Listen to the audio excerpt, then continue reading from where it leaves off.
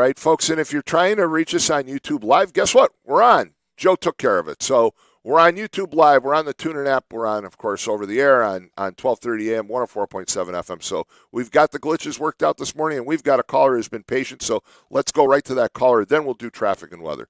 Good morning. You're on the air. Yeah, Tom, did you guys, I haven't caught your weather. Are we supposed to get some more snow this weekend?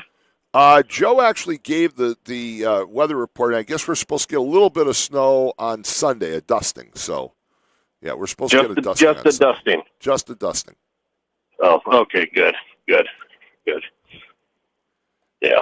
So, I mean, of course, as I mentioned, when Trucker Mike called in, he's been cajoling me about what's the temperature down in Florida. I'm up here, of course, but if I were down there, it's 86 degrees. Yeah, my friend from Fort Myers sent me a text yesterday. They're walking out on the beach, and I'm just like, just stay there. Don't come back. Just stay.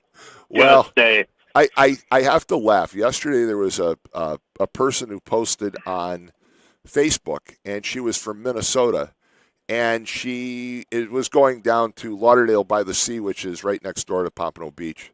And she said that she was going with her family, and then she had this whole list of things that she wanted to make sure that were available. She wanted restaurants that didn't use oil or butter to fry in, and she wanted all this and all that. And she lists all these things about her and her kids coming down there and says, I'm hoping to have a very enjoyable vacation for the Christmas break, down in Florida.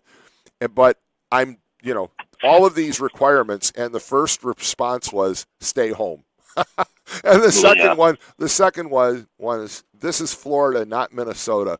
We don't play those games. Stay home. So I just thought it was funny, but she's talking about how miserable the weather is up in Minnesota, and then she posts this diatribe of all the things that she's demanding. I mean, how do you fry something without oil or butter? I mean, I guess you sear it, right? I mean, you're not really frying. Yeah, that's about all it is. That's a sear. Well, I thought it was funny. Yeah, you and Walt were talking about the whole redistricting thing. Yes. So, are the Republicans just supposed to sit back and watch California and Illinois? California just they put that Proposition 50 on the thing, right? Right. So they're supposed to cobble it all up so they get every seat in the whole state, and everybody's just supposed to sit back and watch and play nice guy. Look, you have a very valid point about that. You do. And again, I was taught, and you were taught, of course, growing up that, two wrongs don't make a right. In the case of Illinois, in the case of California, I guess there's part of me that just says fundamentally, I don't want to be anything like those two states. I mean, I just read I don't know if you heard while you were on hold, I read a poll that Newsweek magazine published this week.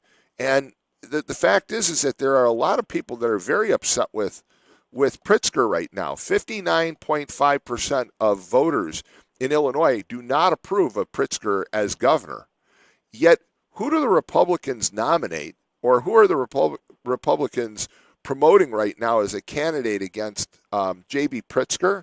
But Darren Bailey, that guy that looks like an overweight version of Drew Carey, who ran 4 years ago. That's who the primary candidate is right now. It seems to me like you could find somebody better. Oh, well, look what just happened in New York. That Curtis Sewell or whatever his name was. That was the best you got in the whole city the richest city in the country, and that's what you got. And look, and then look what the Democrats did. They put up Kamala Harris. That's what you had. That it brings up a good point on both sides. I mean, do people not think through some of these candidates? Remember when Trump nominated Herschel Walker for the U.S. Senate in Georgia? And I mean, like Herschel Walker was, he was a really good athlete, but that doesn't mean right. But it doesn't mean he's qualified to be senator. And no. I mean, you wonder sometime how and where the thinking process goes through to nominate some of these people. And again, Darren Bailey might be the nicest guy on planet Earth, but he has no appeal. And it was proven the last time 4 years ago that he has no appeal. So why nominate that guy? Yeah, and at the end of the day, it all comes back to hurt. Like right now, whether you want to believe it or not, the state of Illinois, our proximity to it is just kicking our butts. It's making our housing unaffordable in Northwest Indiana because they've made their state over there in the Chicago and the Chicago suburbs so undesirable to live in that they're coming over here and they're just increasing everything on us because of the demand. Well, and again, it's happening in Northwest Indiana, and it's also happening Florida. in southeast Wisconsin. Though the migration from Illinois is basically to two locations in Northwest Indiana has benefited, but as you said, it's also put a lot of stress on local resources. It's driven up the price of homes. I mean, you and I want our home values to increase, but do you want it to the point where your sons and daughters and grandkids can't afford to buy a home here? I mean, it really has been a mixed bag. And, Florida, all I can tell you is people need to really go down and spend a couple of weeks in Florida and see how they do things. It's remarkable. I've got to give DeSantis a lot of credit. He's been an extremely effective governor. I mean, you go through and you talk to people. You look at crime. You look at public works. I mean, they have a high-speed train. They built a high-speed rail with private resources, basically, between Miami and Orlando. They're expanding it to Tampa. The ridership continues to increase, and I know people like Chuck Poland don't like railroads, but the Brightline actually has been pretty effective. It works. It works. And when you're in Florida, you just realize things work. It's not the same case when you go to a state like Illinois, and I've been out to California quite a few times, and once again, you don't see the same commitment, I guess, to providing good government services in say California or Illinois that you see down in Florida. You just don't. No, and Illinois, New York, and California, they're doing to Florida what Chicago and the Chicago suburbs are doing to us. The Florida house pricing is getting out of control now. It's getting real expensive. You're probably lucky you got in when you did. Yes, you're right. And by the way, you're also right. There are a lot of Floridians who say they don't want some of the people that are moving down there, largely because all of a sudden you get people who start asking for ridiculous things. I mean, their point is we have beautiful landscape streets and boulevards and all that type of stuff. And then you have these people who show up from outside of the state of Florida who are asking for just ridiculous public social service programs. And I've talked to plenty of individuals down there who say, we're not interested in doing that stuff. We're fine. Leave us alone. Yeah.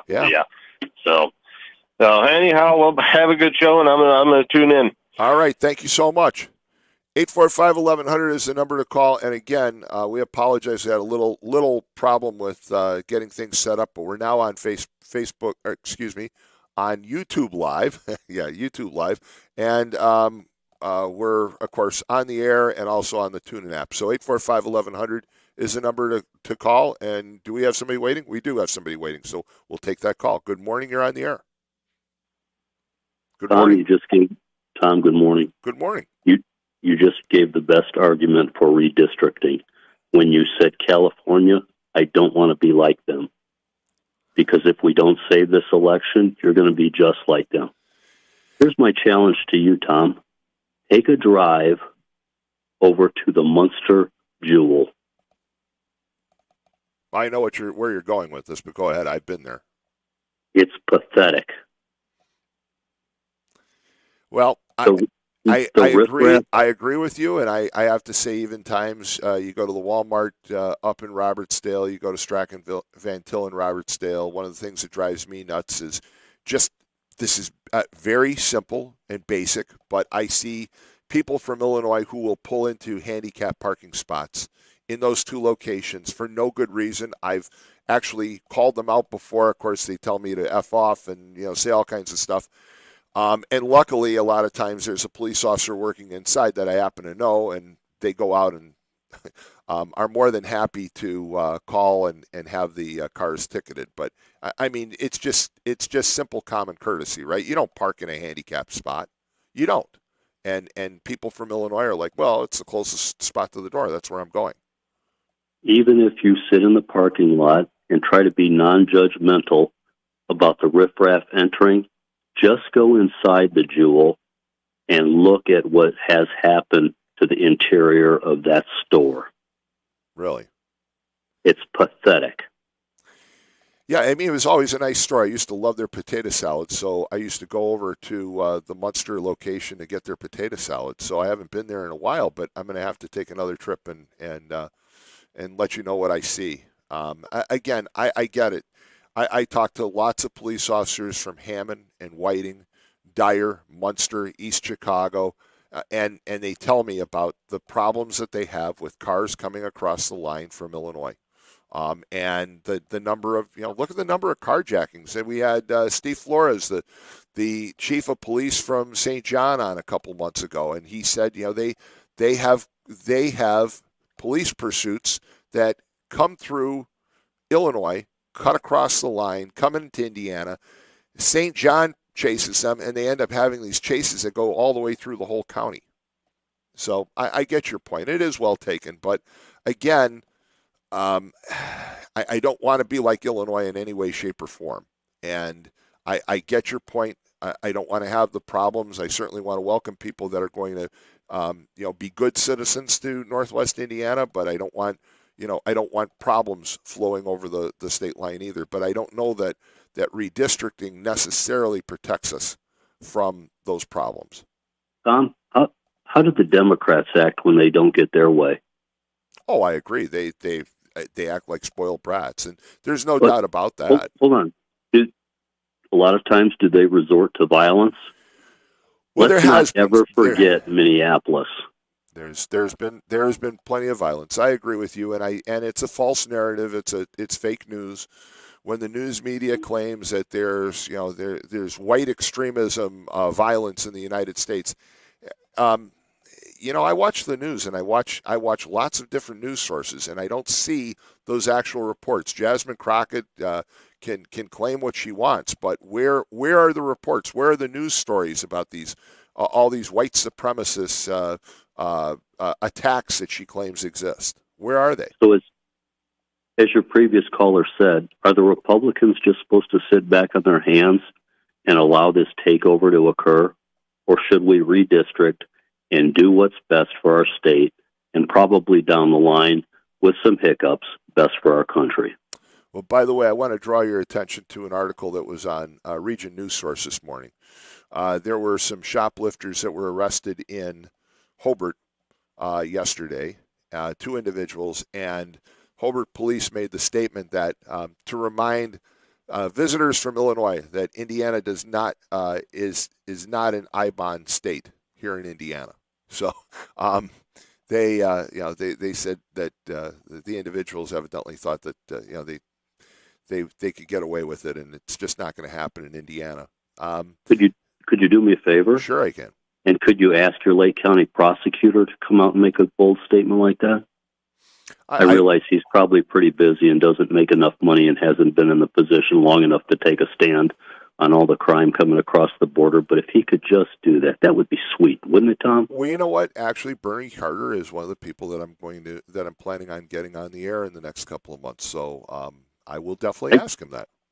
I got news for you, Tom. It should be up to Tom Dabertin to try to get the prosecutor to stand up and take a stand and say, hey, you guys aren't going to bond out here. We're going to punish you to the full extent of the law. Have fun. Please come over. Watch what happens.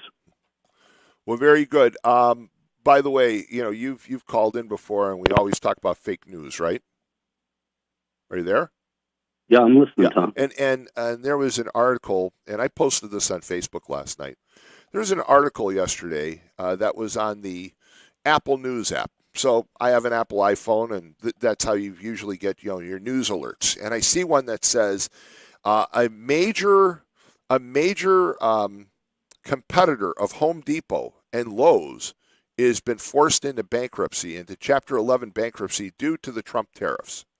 So I thought, wow, I mean, who the heck is this? I'm thinking like Menards, right? Because, it says a major competitor. So I go through and I read the story, and it's a company called North American Building Supply, which has one location of 50,000 square feet in Yorktown, Illinois. And when you read the article, it makes it sound like, even though it's only one location, it's an example of the problems going on with the tariffs.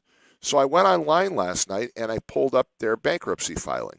And their bankruptcy filing says that the reason why they filed bankruptcy was one of their biggest customers basically has had some cash flow problems and has basically has some outstanding debts with them, and that's why they're filing for bankruptcy. It never mentions tariffs at all.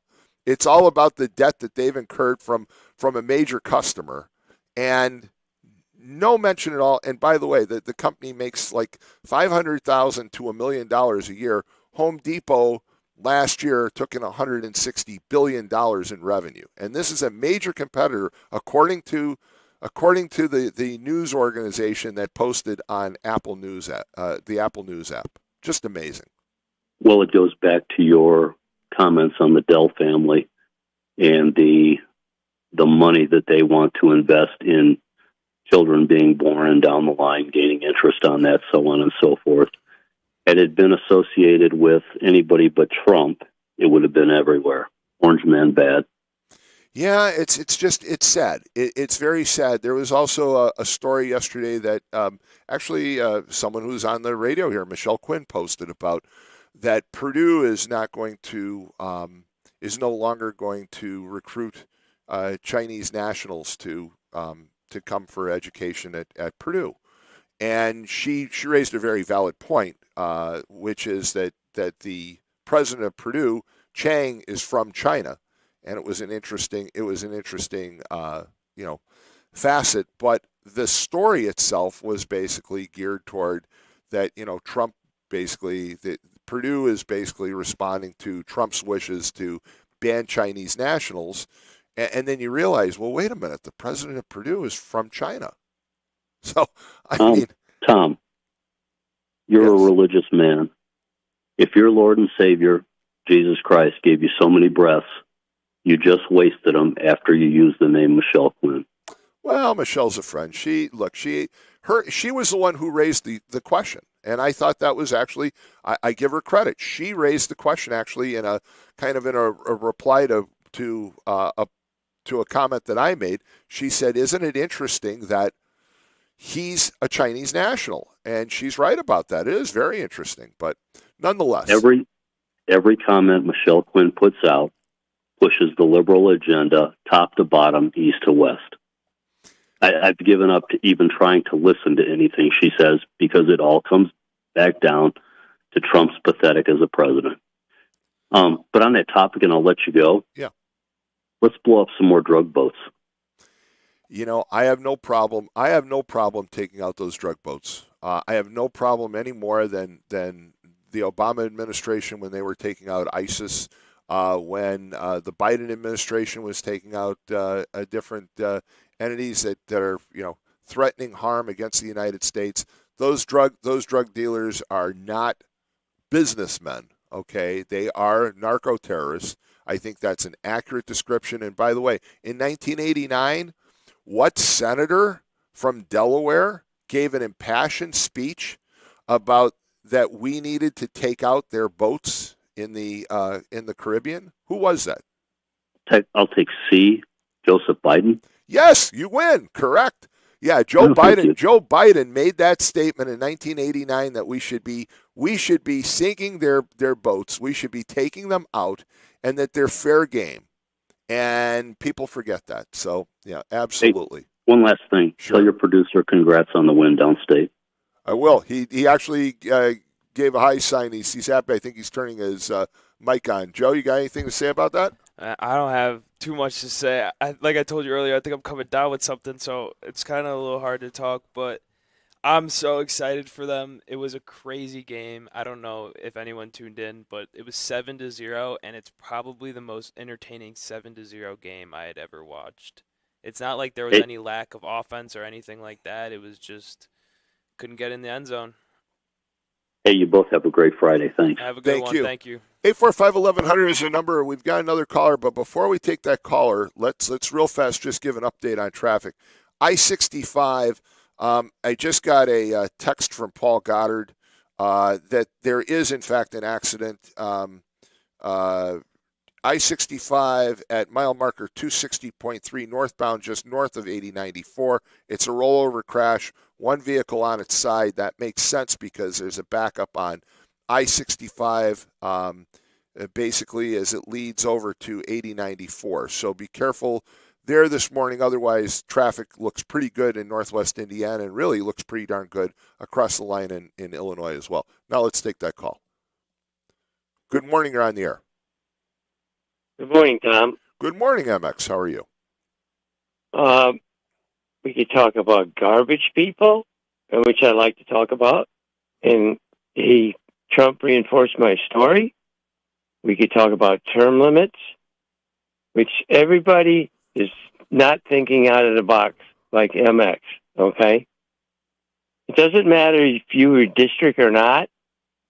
You don't want a guy in there forever. I agree. Now let's say we redistrict. Oh, great. Now we got a Republican in there, and he turns into a full-blown idiot. How do we get rid of him? You see what I'm saying? Listen, I totally agree. I agree, and I remember back years and years ago, Frank Mervan actually, and I had a conversation about term limits, and he didn't think that term limits were a bad idea. I mean, I know, things have changed and over the years, but years ago, I remember a conversation with him when he said, term limits have some value, and I think they do. I think the idea of serving this nation in Congress and in the Senate should be an honor. It should be something that people get a chance to do, but they shouldn't be in there for life. They stay too long. They stay too long. They basically start to find the trappings of power to be too attractive, and they worry about themselves instead of everybody else. I'm not saying Mervan hasn't been in there long enough for term limits really to apply anyway, even if they were in place. But you look at Schumer, McConnell, Pelosi, and a whole list of others, and it's time for all of them to go. That's why I was thinking out of the box. I don't want to see anybody in there lifetime like Vislavsky. Now I'm hearing, as you know, MX Cartoons is a big news site. I know I make cartoons, but I can't make them without my administrators posting. And it seems like the information hub now, MX Cartoons is, and you can join if you want. But Chuck Pullen posted in MX Cartoons, they're going to take that train to Lowell. Now, this is Vislavsky's boondoggle. It's nothing but a boondoggle. As you see, Chicago is starting to be the next Detroit, and we don't, as you see my comment, why move to Lowell, right? Yeah, but do you really have trains down there? You're not suggesting that people are going to take the train to come to Northwest Indiana to rob and shoplift, are you? Oh no, not at all. That's why they got heavy police over there at Walmart. I mean, but again, I don't think the train's going to attract that. I think the train is not going to be used to the level that they thought it would be used. I think that's the problem. It was way too expensive, and the benefit that we're going to get is very limited. But we told them in 2016. Yes, Ken Davison told them, and I think Walt kept saying about the drop in the ridership. And another administrator of mine, Jeff Miller, he is in charge. I should have said his name. He's a very smart man, and what he did for a living is very smart. He posts all about the loss in revenue and what's happening with the train. But the crime, that Ukraine girl, and then they put gas on another woman. I guarantee you right now, if I had any loved ones, I'd take the time as being retired, because I got that, I have that time, to take them to Chicago. There's no, and in fact, myself, if somebody sits behind me and I think they're kind of shady, guess what? I'm going to get up and move on a train. In fact, I'm not going to take a trade. So here we go. We're going to put this thing down the low, and we're going to lose more tax money. Now here's where I berate you, Tom, a little bit. Unless the garbage people, I've said for years, all of a sudden they take down what's that guy with? Hey, by the way, axe? hold on. Brent Brazier just texted me. He's absolutely right. Here's the perfect guy for term limits: Chuck Grassley, who basically is 94. He's going to run for re-election in 2026. He'll be 100 if he lives that long when he leaves office. Yeah, Brent, thanks for that text. That's a great point. I mean, there's another one. Chuck Grassley, he's a nice guy. I mean, he seems like a nice guy, but he seems a little befuddled and a little confused, and he's been in Congress forever. Go ahead. Right. Go ahead, MX. MX thinks out of the box. Now, you got to help me here. Who is the guy with the axe up there in Minnesota? Paul Bunyan. Paul Bunyan, yes. Now, here we go with the same story I've been telling for a long time. You're not doing a meme with me as Paul Bunyan, are you? I could. That's a good meme. Oh, yeah. But anyways, you were going there. chopping up CNN. But, like I've said, and people don't want to hear the story, I'll do it real quick.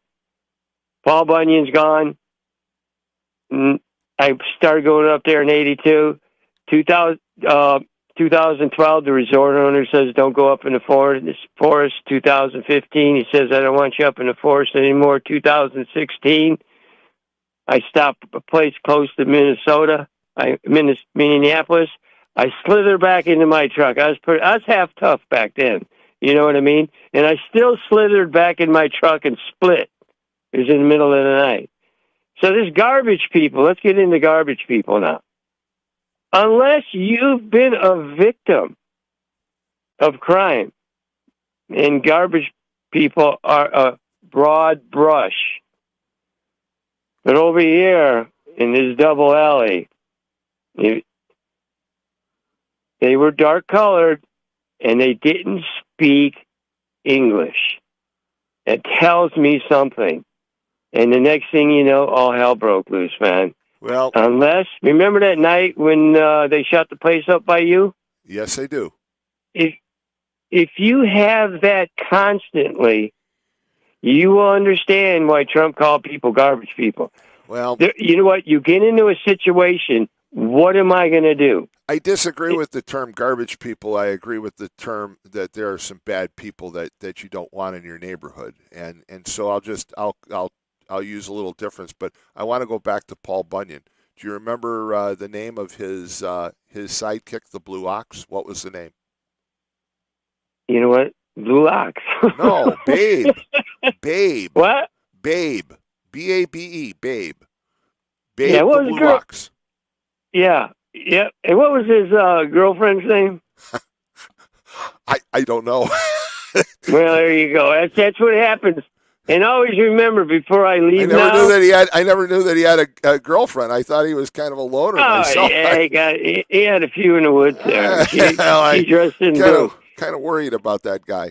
But always remember this. I'm going to straighten you out again. Worried about him with this Blue Ox.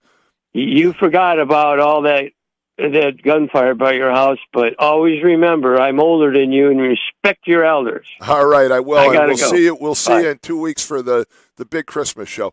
Why don't we take a quick break, and then when we come back, I think Joseph Pete's going to call in and talk about his newest book about lost treasures in Indiana. So you're listening to the Morning Call Friday edition on WJOB 1230 AM, 104.7 FM, the TuneIn app, and YouTube Live, which is working quite well now thanks to Joe's efforts. So we'll be right back after these commercial announcements.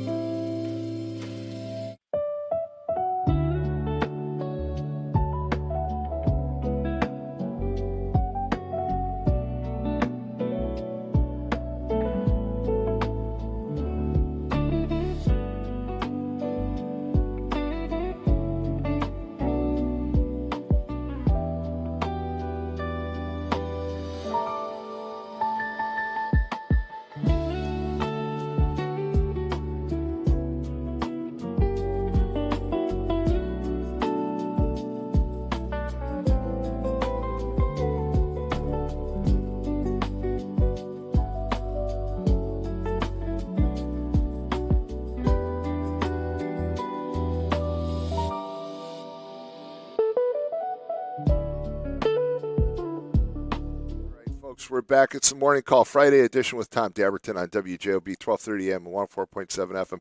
And I've got some information before we go to the callers. Paul Bunyan did have a girlfriend. Her name is Lucette Diana Kenzak. However, according to an article that I found on the internet, Paul Bunyan's girlfriend is Lucette Diana Kenzak, a character in American folklore. She's often depicted as the 17-foot fiberglass statue located in Hackensack, Minnesota, where she anxiously awaits for Paul to return from his logging adventures with Babe the Blue Ox. I don't know what to make of that, but he did have a girlfriend, and it says she's also celebrated as his sweetheart, girlfriend, and his wife, symbolizing the love story with the legendary lumberjack's tales. But again, who knew? So he had a girlfriend, but she never gets to see him because he's off on his logging adventures with his Blue Ox friend. So there you go. 845-1100, and I got no response out of Joe whatsoever on that one.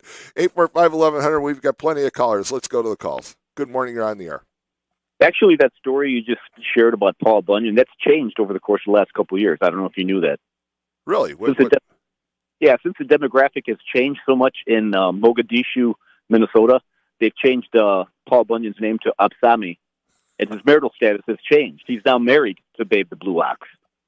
Well, I thought you were going to tell me he's married to his cousin or his brother or sister, which, of course... he's actually banging the ox. But, hey, I'm calling with traffic as well. Yes. 8094 eastbound at Indianapolis Boulevard, two-vehicle accident, semi-jackknife in the left lane, and there's a car involved as well. That happened. Give that location again. 8094 eastbound at Indianapolis Boulevard. I saw it happen about 5 minutes ago. So. Wow, very good. Thank you so much. Thank you so Apsami. much. Not Paul Bunyan. It's Apsami now. Apsami. All right. Thanks so much for that one. Have a great day. 845-1100. We've got some more callers. Good morning. You're on the air. Hey, you know the infamous rep Ilhan Omar? Yes. That's not even her real name. It doesn't surprise me. She came in under another name just to get in the country. You know what the number one export of Somalia is? What? Nothing. They don't export anything. They don't even have a regulated economy. Look, I'm not going here. I just clarify, Mad Mac. I'm not going to pick on Somalis. I'm not going to pick on anybody that wants to come here. As long as they come here legitimately, as long as they come here. No, That's I'm the saying, point. But if they come here legitimately, and they come here for a better way of life, like my father did, like my grandparents did, like thousands upon thousands of people that, people from Northwest Indiana were related to, tens of thousands, then I have no problem with that. But yeah, if but you're that's coming not here, why if you you're coming get here, here, though. But if you're coming here to either do harm to the U.S. or you're coming here basically just for a handout, I have a problem with it. You don't get to come here for a better way of life. You have to come here with the intent that when we give you $10, we get 12 in return. Well, the idea that they're coming here for a better way of life, and they're going to make it a better way of life. They're going to make that better way of life. I think that's a very noble reason to come to the United States. I mean, look, my father was an engineer. He came here because he believed that this was the country that he wanted to be part of, that he wanted to, marry, raise a family in. He came here, with all the right ideals. And my grandparents, my grandfather came here because, once again, he wanted to make good for himself and the people around him. Those are the reasons to come to the United States. Yeah, but that's not why we have immigration. We have immigration so that when you come here, you better our country first. You do better for us. Well, then you get to stay. Well, that's the only reason we have it. You do better for us, but that includes yourself. If you're making yourself better, you're making us better. Really? Go check Minnesota. They're all making themselves better. Well, they're not helping us a bit. Well, again, it's semantics, and my point is very similar to yours. That the people that are coming here, in many of those cases, are coming here just to basically live off the rest of us, and that's not right. So the economy in Somalia is based on graft and corruption. That when the New York Times comes out and says, "Yeah, we've got a problem with the Somalis who come here because 40% of them are here for graft and corruption." That's the number one skill that they bring: graft, corruption, and thievery. That's it. They don't export a nickel out of that country. all right, so what else have you got? What else have you got this morning? We're taking them in. Makes no sense. I got a question for your producer. Sure, what's that? So the game was 7-0 in the championship. Yeah. Yeah. They scored, Wow. They scored in like the last 2 minutes of the game too, so it was literally 0-0 like the entire game. Hey, Wow, man! Oh, good for Andran. I'm glad Kuziak didn't say it was like kissing their brother or anything, but God bless Andran, baby. So here's one more question: because I know the weekend prior, for whatever reason, neither of the two games were on the radio anywhere, right? That I don't know. No, they're not. I'll take that as a yes. No, yeah, they're not. So They're only on IHSA. Were any of the? I heard the what's that? Romacon and what's that? Like a 4A or 5A school? Rockacon. Okay. Well, one of the schools, I did hear part of their game on the radio. That was like 47-41, and the one team won it on the last play of the game. That it was incomplete. So Rockamo or whoever they are, they won the state championship against their interstate rival. Real fast, because I know Joseph Pete is waiting to talk about his book, but I want to ask you real fast, and you can call back later, Mad Mac. But I want to ask you. What's your prediction for tomorrow night between Ohio State and Indiana? Well, it's going to be. I think that's going to be the most watched college game of the year. I'm hoping for IU. I think they can do it because it's as much as it's the same team from last year in a way, it's a completely different team. I mean, these kids from IU have really stepped up. This guy, their coach, literally has to be the coach of the year. Absolutely. I agree with you 100%. I think he's the coach of the year. He is dedicated. He is laser focused. He's got that team running on all cylinders. And Ohio State kind of sputtered in the opening quarter and a half against Michigan last weekend. So a little bit. Michigan's kind of, yeah. But if they have those missteps against IU's going to run them over. So I think it's going to be a very close game, but I'll actually take IU right now. I'll give them up by 3 points. Yeah, it's IU minus 3.5. Did you see on Thanksgiving Day the game with Dallas and KC, the most watched NFL regular season game in history? Yeah, it was pretty amazing. That was an Don't tell me football doesn't rule our country. Good luck with the interview, man. All right, thanks so much.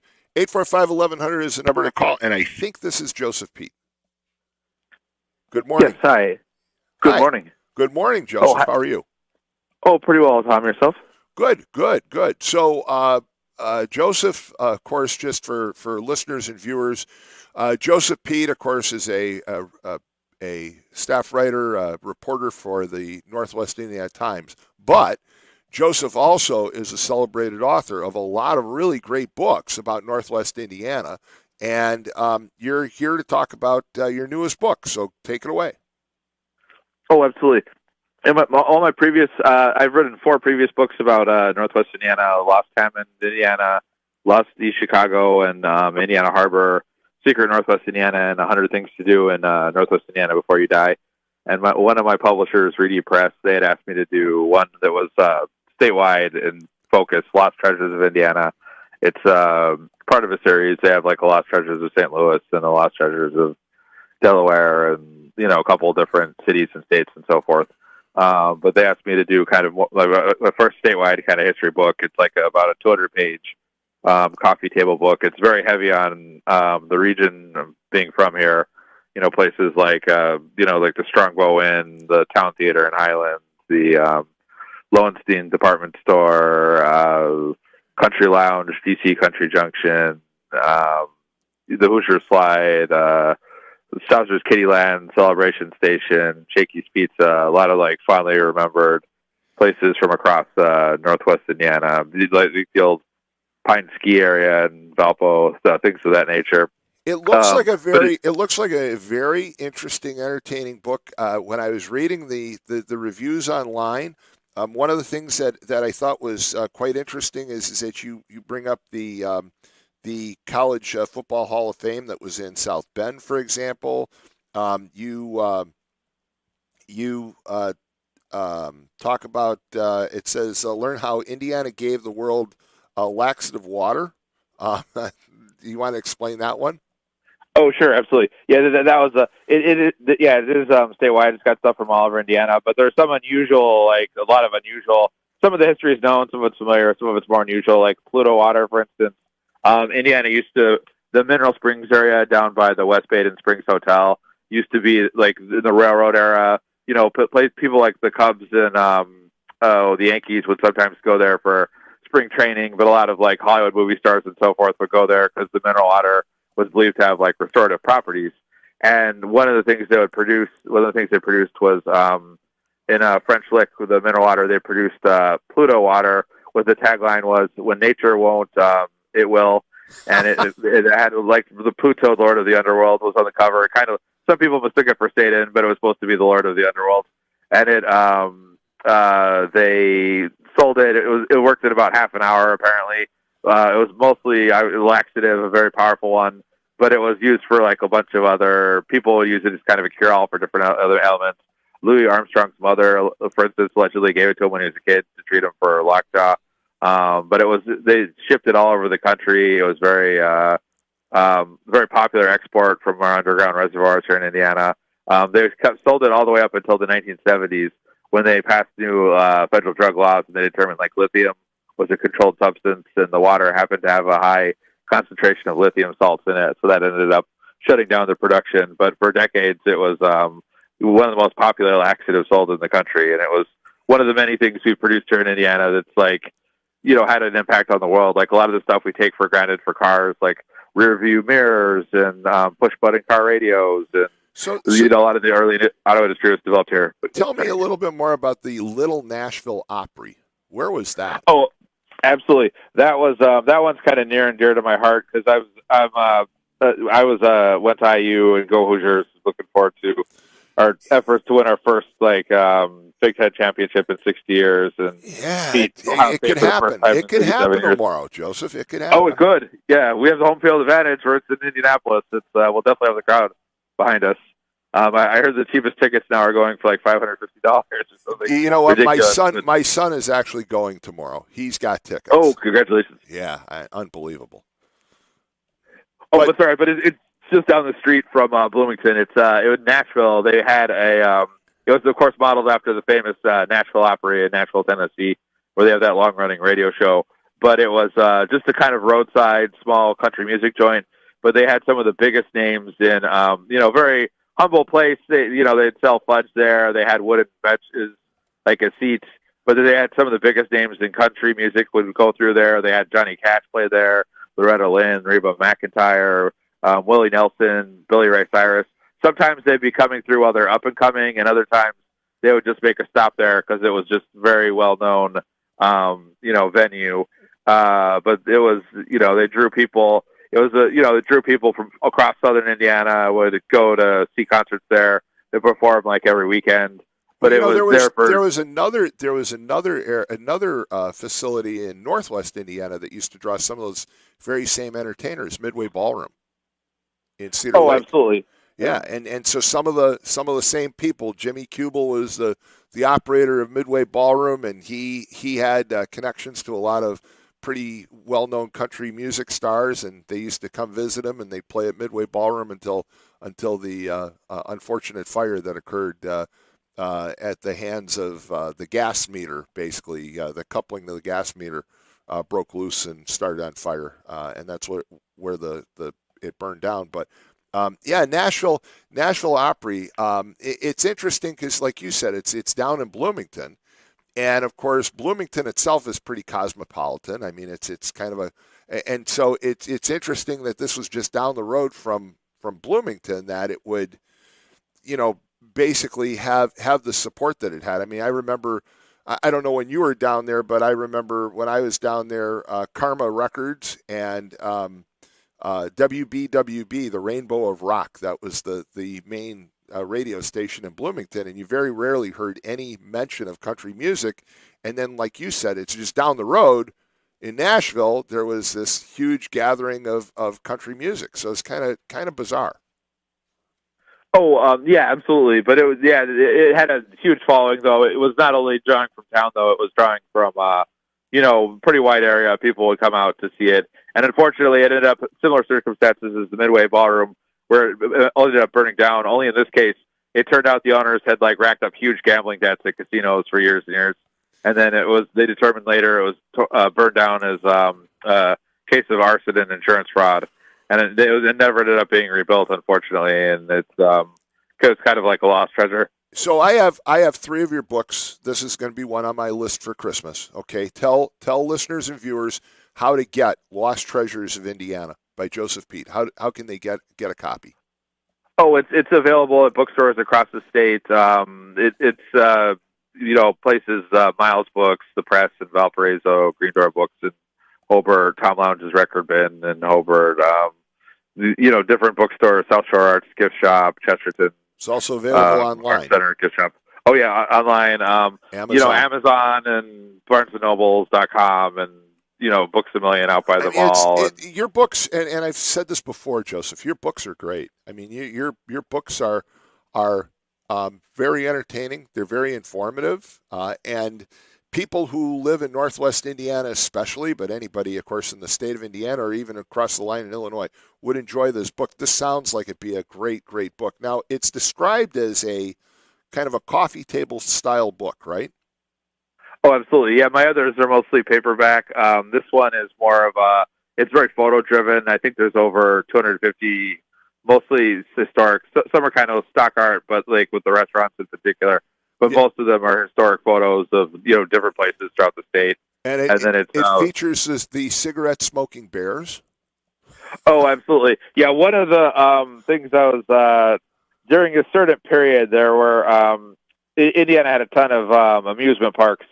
Souser's Kittyland here, but the across the state you had places like Riverside or Wonderland or Old Indiana down near Whitestown.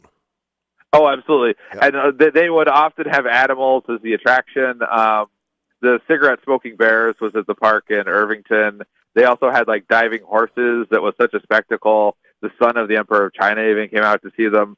But I was shocked at how many places would use different animal attractions back in the day. Even places like DC's Country Junction near Lowell, would have a menagerie of bears and other kind of exotic animals. They had those wild animals when you first walked into it. You're absolutely right. I mean, that was an interesting place as well. But I just want to point out there was no blue ox in Indiana that you know of. Throwback to MX's comments about Paul Bunyan. I don't think the blue ox. No, the only Paul Bunyan there I'm aware of it. Governor State University in the south suburbs across the border. They have a 40-foot tall Paul Bunyan sculpture where he's kind of sad and hunched over his axe. That's the only one. That's the one I think of when people bring it up in the area. But other than that, I never knew that. None in Indiana that I'm aware of. Wow, I never knew about that one. I've been to Governor's State. I never saw it. Oh, it's tucked away back in that sculpture park. They have a lot of the artists too have been pretty active in Northwest Indiana, like the Veterans Memorial in Munster and a lot of the sculptures around Munster are done by some of the same artists who did the work out there. Wow! But again, the newest book, Joseph Pete, is Lost Treasures of Indiana. It's available at bookstores throughout the region, throughout the state. It's also available at a number of venues online, and it'd be a great Christmas gift for an awful lot of listeners, a lot of viewers. So I encourage you to pick it up. I know that's on my Christmas list. So, Joseph, thank you so much. I mean, I think you said before, this is your 4th or 5th book now. Oh, fifth book. Yeah, Fifth book.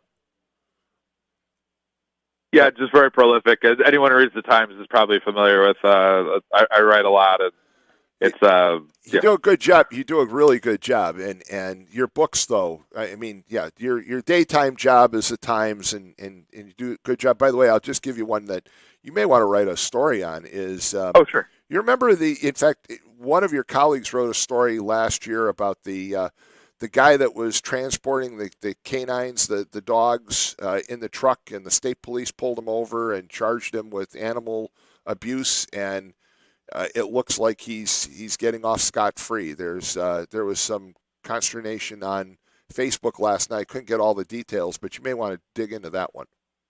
Oh, absolutely. We'll definitely take a look. Thank you. Absolutely. Hey, Joseph, thank you so much. Great writer, folks. Great author. Read his books. Get this book for Christmas. Thanks, Joseph. Thank you, and have a great day. You as well. 845-1100. We're going to take a quick break, and around 7:30, as I said before, Sarah Creel is going to call in from the city of Whiting, and she's going to talk about all the events that are coming up in Whiting tonight, because Whiting-Robertsdale has a lot going on this weekend when it comes to Christmas celebrations, and there are some others as well. And don't forget, Walt mentioned when he called in earlier about the Christmas windows over at the Visitor Center on Kennedy Avenue. So lots to do. We're going to talk to Sarah, but let's take another break. You're listening to the Morning Call Friday edition on WJOB 1230 AM, 104.7 FM. We're also on the YouTube Live app right now, and also available on the TuneIn app. So we'll be right back.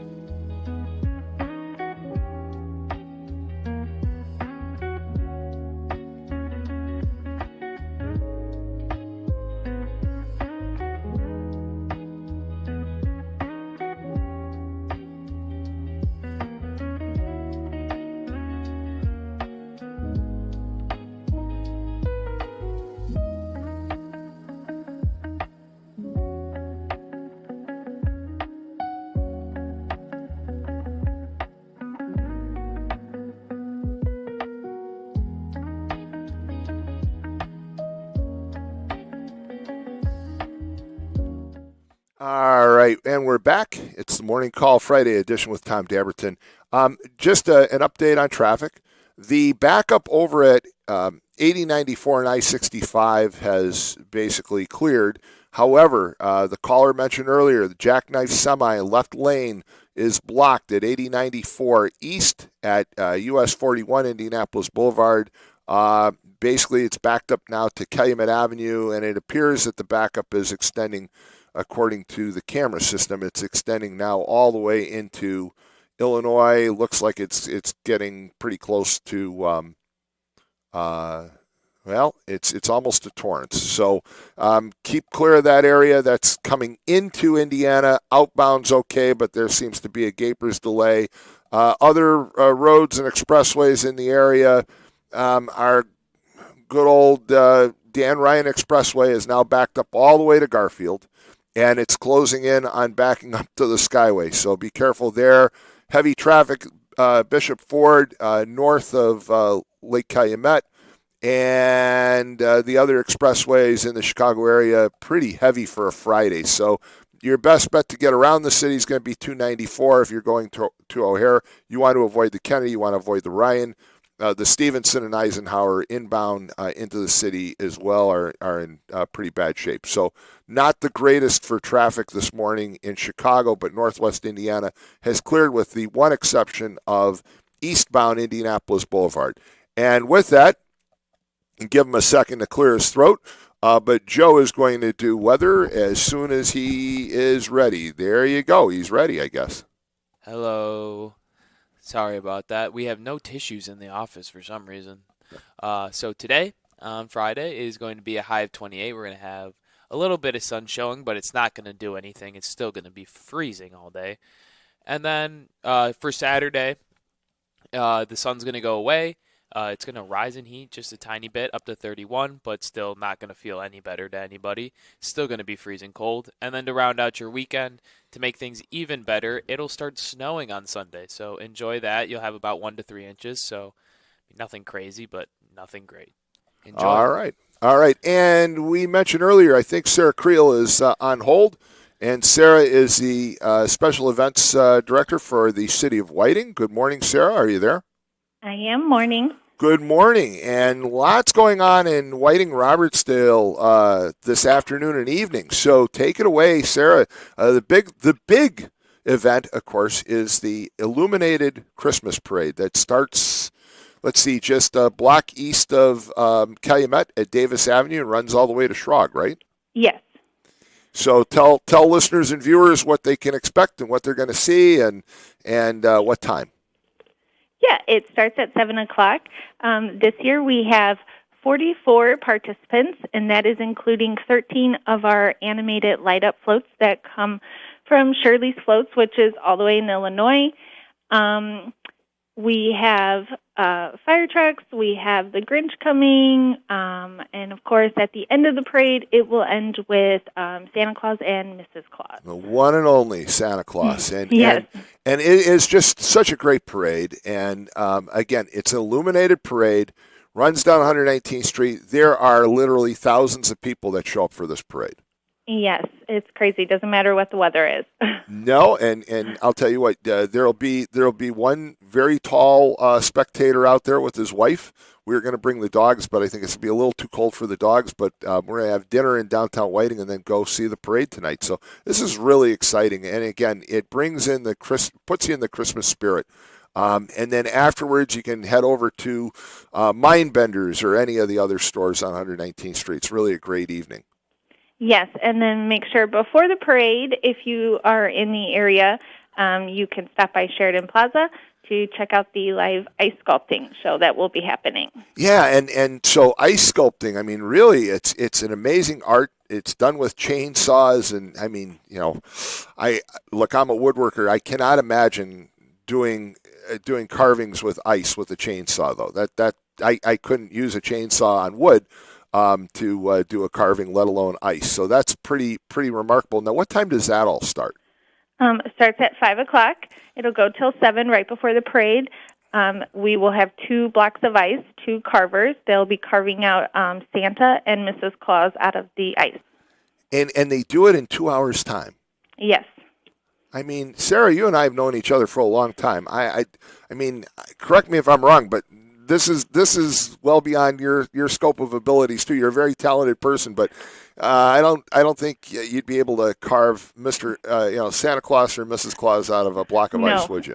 No, I'm definitely looking forward to seeing it. And they do it so fast. I mean, again, think about it. It's a whole block of ice, and they're going to have these detailed depictions of Santa and Mrs. Claus in less than 2 hours' time. Yes.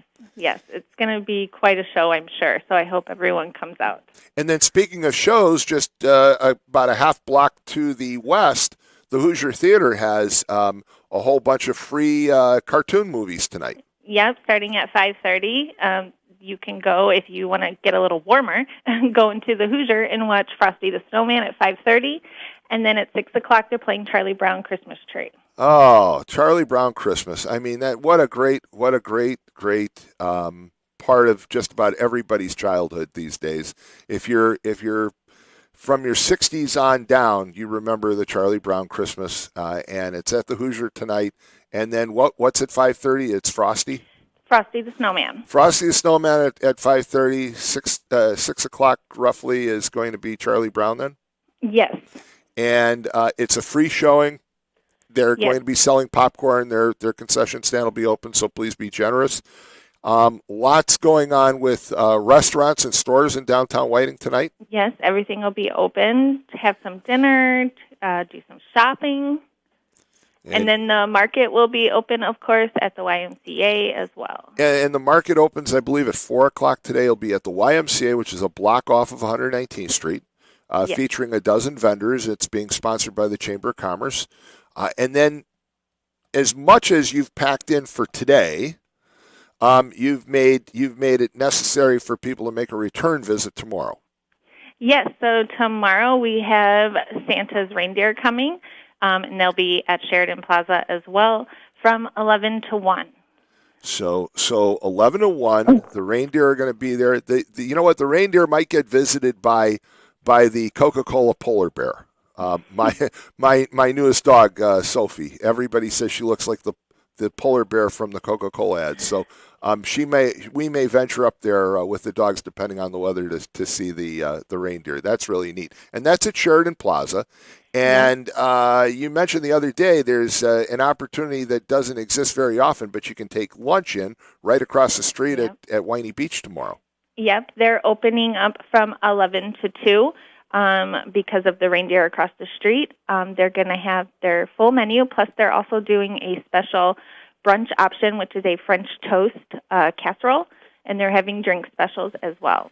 So you've been there many times, so have I. You've had their meatballs, right? Yes, they're delicious. Yeah, with the homemade slaw, which is just bizarre. I mean, it doesn't you think of meatballs, the last thing you're going to do is serve it with slaw, but it works, folks. You just have to try it. Yes, we actually were just there Thursday, and we had that. Yeah, so yeah, it's almost a dinner in itself, in fact. Yeah. So that's something to look forward to as well. And then the market, of course, will be running tomorrow over at the YMCA, and the market also runs on Sunday this year. Yes, at the 12 to 5. Yep. So a lot of things going on in downtown Whiting, and it's really not just this weekend because there's going to be sales in the stores and the restaurants will be open the next couple of weekends, and then the Hoosier Theater has a whole schedule of classic movies between now and Christmas. They've got It's a Wonderful Life, and they've got all kinds of movies, and you can check them out on Facebook. They have the full listing. Yes, and then I also wanted to point out that tonight for the parade, the Cub Scouts are going to be walking in the parade, and they're going to be collecting non-perishables and canned goods for the food pantry. So if anyone comes out to the parade tonight, they can drop off some canned goods when they pass them in the parade. Yeah, what a great way to kind of give back and basically celebrate Christmas, the spirit of the Christmas holiday, to give back and donate some food to the Cub Scouts tonight, you said? Yes, Cub Scout Pack 773. What a great gesture on their part. So bring a can of something, bring bring a box of something and give it to the Cub Scouts as they come by in the parade. So that's wonderful. That's a wonderful addition to the Whiting Parade. But all kinds of great things going on. And Sarah, thank you for everything you do. And of course, I'm privileged to call you a friend. We've known each other for a long time, and you're doing a great job. This is really exciting, and I'm looking forward to it. Kind of brings the kid out in me to see the parade tonight and to see all the activities going on. So this is going to be a lot of fun. Yeah, I hope it all works out and everyone enjoys it. Everybody will, trust me. But there'll always, Sarah, you know this. There'll always be somebody who will second guess you or tell you should have done this, you should have done that. But that's okay. That's just life. So it's life in Northwest Indiana. But it sounds like it's going to be a great weekend in Whiting. I already know where we're going to watch the parade from and where we're going to eat. I'm going to Taco Dive tonight. So so Taco Dive is going to be my staked out location this evening. But you'll see me up there, and look forward to seeing everybody. And again, thanks, Sarah, to you and the city of Whiting for putting on a great weekend. Okay, thank you. All right. 845-1100 is the number to call. And again, we've talked about all kinds of crazy things, but you want to do a break? So let's do a quick break. Again, I do just want to give an update real fast before we go to break about this accident over on 8094. There's a jackknife truck at US 41 Indianapolis Boulevard on the eastbound side, and it appears to be backing up traffic now all the way to Torrance Avenue in Illinois. So be careful if you're coming into Northwest Indiana. You're going outbound, you're going to be fine. Everything else looks pretty good in Northwest Indiana. So that's the latest update. Let's take a quick break. We'll be right back. It's WJLB 1230 AM, 104.7 FM.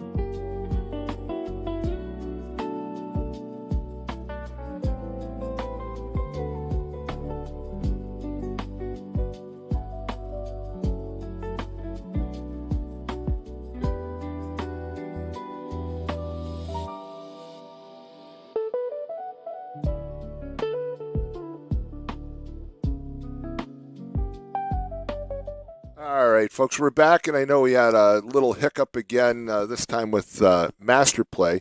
But, you expect consistency when you listen to the radio, and we're here to provide that consistency when it comes to hiccups. Just kidding. 845-1100 is the number to call. I was remiss in mentioning the horse and wagon rides through downtown Whiting that'll occur tomorrow from 11 to 5. They will load over by the YMCA in the parking lot, and then they'll continue on 119th Street. So the wagon rides are back, folks. I started that a couple of years ago with John Sopo, and glad to be able to mention that they're going to have the wagon rides again this year. So horse-drawn wagon rides there, Percheron horses, which these are majestic horses. They look like Clydesdales, but they're even more beautiful, and they've got all the bells and harnesses and all the trimmings for the Christmas season. So really, really amazing sight to see, and even a more fun activity to ride on the wagon being drawn by horses down 119th Street. So 845-1100 is the number to call. And I also had somebody ask a question about the Family Medical Leave Act, so I'll just answer this one. Can your employer force you to take FMLA? The answer is absolutely 100% yes. In fact, the Department of Labor issued an opinion letter in 2019, I think it was March of 2019, that said that once it is established that an employee is eligible for leave, the employee and the employer have a duty and obligation to acknowledge that the individual is entitled to leave. So the argument that, well, you can bank leave for another day, if you have a qualifying event, your employer is supposed to put you on FMLA. That's what the law says. I actually know the section of it. It's 29825.220 is Section D. And it's very clear. And then the Department of Labor, Wage and Hour, wrote an opinion letter in March of 2019 clarifying and reinforcing the fact that the law is very clear that an employee who has a qualifying event is basically required to take FMLA. That doesn't mean that the employer couldn't give you a second FMLA if they want. They can do what they want, but the employer can most definitely tell you have to take FMLA. 845-1100, so I've clarified that for somebody. 845-1100 is the number to call. We've talked about a lot of things. What we haven't talked a lot about today is redistricting. And this is a national story coming right out of Indiana. How do you feel about redistricting? So if you want to call in about that. And then I mentioned the issue with Purdue deciding to no longer attract Chinese nationals to its studies in the United States. That's an interesting story, too, especially the fact that the president of Purdue University is a Chinese national. He came here to study. He was born in China, so that's kind of an interesting twist, too, as to what's going on there. So love to hear your views on that one as well. And then there is the story of all stories that will occur tomorrow evening. And Joe, put your mic on, because we have Ohio State versus Indiana University. And I know what your opinion is on this one, so go ahead and give it. Well, my opinion is that Ohio State is going to win. As much as I'm just not going to even show my face if I'm going to say that out loud. Come on. No, it's Michigan all the way. It's always go blue, no matter what happened last week. But that team is too good, man. I mean, I love what Cignetti? Yeah, I love what Cignetti's doing, and I think that they're on the well come up. I don't think that they'll be outside of the top 10 anytime in the near future, but I don't think that this year is their year. Ohio State's got a better quarterback. That's interesting that you say that, because I think anything can happen now with just about any school with the portal. Yeah. Well, I mean, that's almost entirely how Cignetti builds his teams. Right. He's been at a Big Ten school for 2 years, and he hasn't had time to, really get into the high school kids or the ones that are around here. Ben Novak, the lineman for Andrean, just signed with Indiana. I saw that. As well as, I think he's like a tight end or a linebacker. Forgive me if I get the position wrong, but Trey Gibson out of Crown Point, he also signed with Indiana recently. So he's starting to get a chance to do some recruiting because, as you said, the first 2 years was largely the portal. Right. But I think here's my take, and I know you were shaking your head no, and you're like, nah, no way. I saw your response when I said that I thought IU could win. Here's my reason. So you're a big Michigan fan. I watched that game last week, all right? And Michigan took it to Ohio State for the first quarter and a half. That game was a toss-up for the first quarter and a half last Saturday. Michigan looked good. Michigan isn't, I'm sorry, but there's not a lot to be desired. Right, they're not playing at the best of their game. But Ohio State, the number one team, was floundering, and they came out in the second half, and they dominated. But if IU, who Signetti, one thing about him is he is very. I was joking about consistency with WJOB, and having snafus. Well, when it comes to IU, Signetti has proven this year that he is consistent. Their performance is solid from the minute they begin until the last play of the game. I mean, they're solid all the way, and I just think that they would run over an Ohio State that plays the way they played last Saturday. Yeah, so I mean, part of me agrees with you. There is one thing that has kind of been a constant since Urban Meyer has left, since they hired Ryan Day as their head football coach, is that if you have this burning hatred for Ohio State the way Michigan does, and you take it to them, because Michigan, like, even when we won the national championship, on paper we haven't been a better team than Ohio State since the 90s, like, just on paper. But just the burning hatred that Michigan has for Ohio State, and the physicality that they come out and play with, that's why in the first quarter, they hung around and they had that pick in the first round because they were playing with that physicality. That's why they were 7-5 and beat Ohio State last year, because they wanted to hurt Ohio State. Yeah, I mean, that was one of the greatest football games I've ever watched. Was last year's Michigan Ohio State. That was an amazing game. And so if Indiana can kind of hone that energy from Michigan, that kind of screw Ohio State for what they did to us last year. We want to come and we want to just hit them in the mouth as hard as we possibly can and do it for 4 quarters. The difficult part would be to sustain it and do it for 4 quarters against a team like that. But if you can do it, then there's definitely – Indiana is more than talented enough to beat Ohio State. So when Joseph Pete was on earlier, mentioned, he's an IU grad. He said, go IU. And that's when we were talking about it. I said, I think they could win by 3 points. And you're like, no way.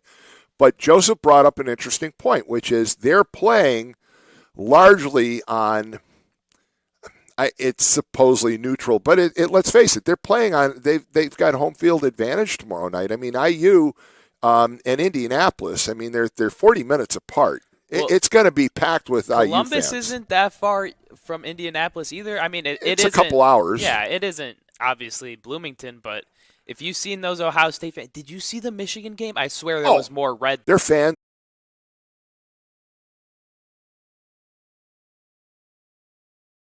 Travel, but I just think that IU has an advantage tomorrow night, a semi-home field advantage, because they're so close to their home base. And I mean, Indianapolis has always been kind of an IU town. A lot less influenced by Purdue. Purdue kind of stays in its own backyard, West Lafayette. But IU has always been kind of intertwined with Indianapolis. So I think it's going to be interesting. I mean, I want to make clear, I am rooting for Indiana. I hate Ohio State with a burning passion, and you just want to be a realist. You don't see it. You don't see it. And I trust your judgment. I think that first of all, Ohio State, one of the problems with their program over the years, you mentioned their coach. Let's face it, Ohio State is prone to at least one hiccup during the season. They always have some screwy game where they either fall apart like last year with Michigan, or they take some missteps where it's really, really close. And they haven't had that this year. And I just think that Ohio State is prone. Their history shows that they're prone to screw ups. And so I'm thinking that like tomorrow night is possibly it. I want to give one quick shout out to my boy Owen from back home. He's an IU grad. He went with me to the Ohio State-Michigan game last year at Ohio State. God, you were at that game. I was at that game. Oh wow. It was a lot of fun being. We were on campus. We went out the night before, and then we went to the game, and it was a lot of fun. And he actually is going to the Big Ten Championship as well to go watch, a rematch of what we watched last year. So good luck with that, O. I'm rooting for you. Well, again, 845-1100, you don't have to take my word or Joe's word for what's going to happen tomorrow night, but it is an exciting game. I know Mad Mac, he called in before. He was talking about it. I just see it as without a doubt, it's the best game this weekend. Oh, yeah. I mean, there's other games to watch, but this is the game to watch this weekend. Let me ask you this. What do you think happens? Does Notre Dame stay in the mix or not?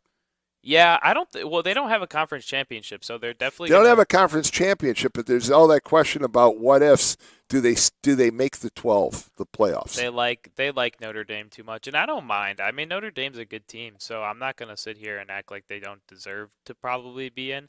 But they did take some pretty ugly losses, and I feel like that, like the loss to Miami is not as good as people. I am not a believer in Miami at all. So.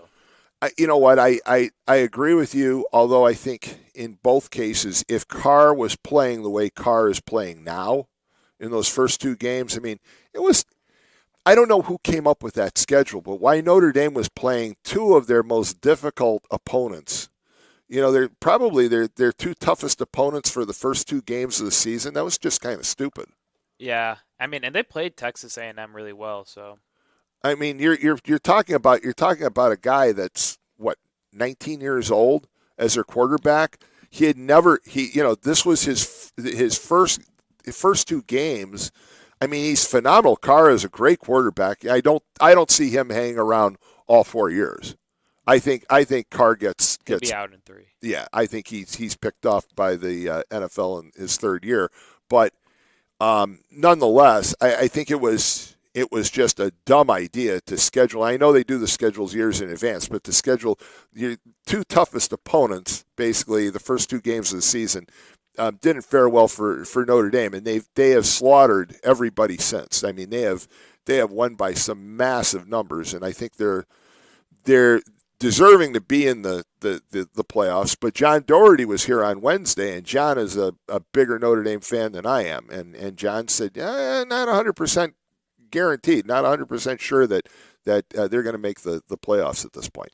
Well, Rick brought it up in the comments, actually. Bears-Packers, I forgot, is this weekend in Lambeau. Yes. Big implications on this game. If the Packers lose, they drop to the 7th seed. And the Bears are obviously sitting at the top of the entire NFC with 9-3, which is, I don't know if you've actually looked at the playoff picture for the NFC, but I think it's the Rams who are the 7th seed right now, and they're 9-3. Yeah, it's you know what, the Bears have been a big surprise to me. Okay, I didn't believe it the first 4 or 5 games of the season. I said, no, they're the Bears. As long as the McCaskey family owns them, they're not going anywhere. And I still believe that. I still believe the McCaskey family, just too many people at the trough, and it's ruining that team. And that team should be basically in the hunt every single year. Given its history and its reputation, the Bears should be the monsters of the Midway that they're known as. No doubt about it. But in recent years, it's floundered because of the family. Yeah. And so it's a pleasant surprise to see how well they're doing. I think playing at Lambeau Field Sunday is going to be difficult for the Bears. It'd be difficult for anybody. And Packers' record is 7-4 and 1 tie or something. So it's pretty close to the Bears. I think that the Packers, if there's anybody that can basically cause the Bears to stumble, it's going to be the Packers. Have you seen the funny thing about Jordan Love? His numbers when he's outside, when it's not Toyotathon versus when it is Toyotathon. No. He is like 20 times more efficient when he plays during like the time of Toyotathon versus like outside he's like maybe like a top 15, top 20 quarterback like statistically, but then you get into Toyotathon and he for some reason for the past 3 years he's played like a top 5 quarterback specifically during Toyotathon. Again, it's another good game this weekend. I mean, there's a handful of them, and then actually one of the things I realized is that the college football championship, national championship game is at Hard Rock Casino Stadium in Miami. I don't know why I thought you were going to say Hard Rock and Gary. Yeah, I know. Yeah, right. Yeah, they're going to play along 80-94. Yeah, no. But, I mean, it's in Miami, and, of course, I'll be down there at that point.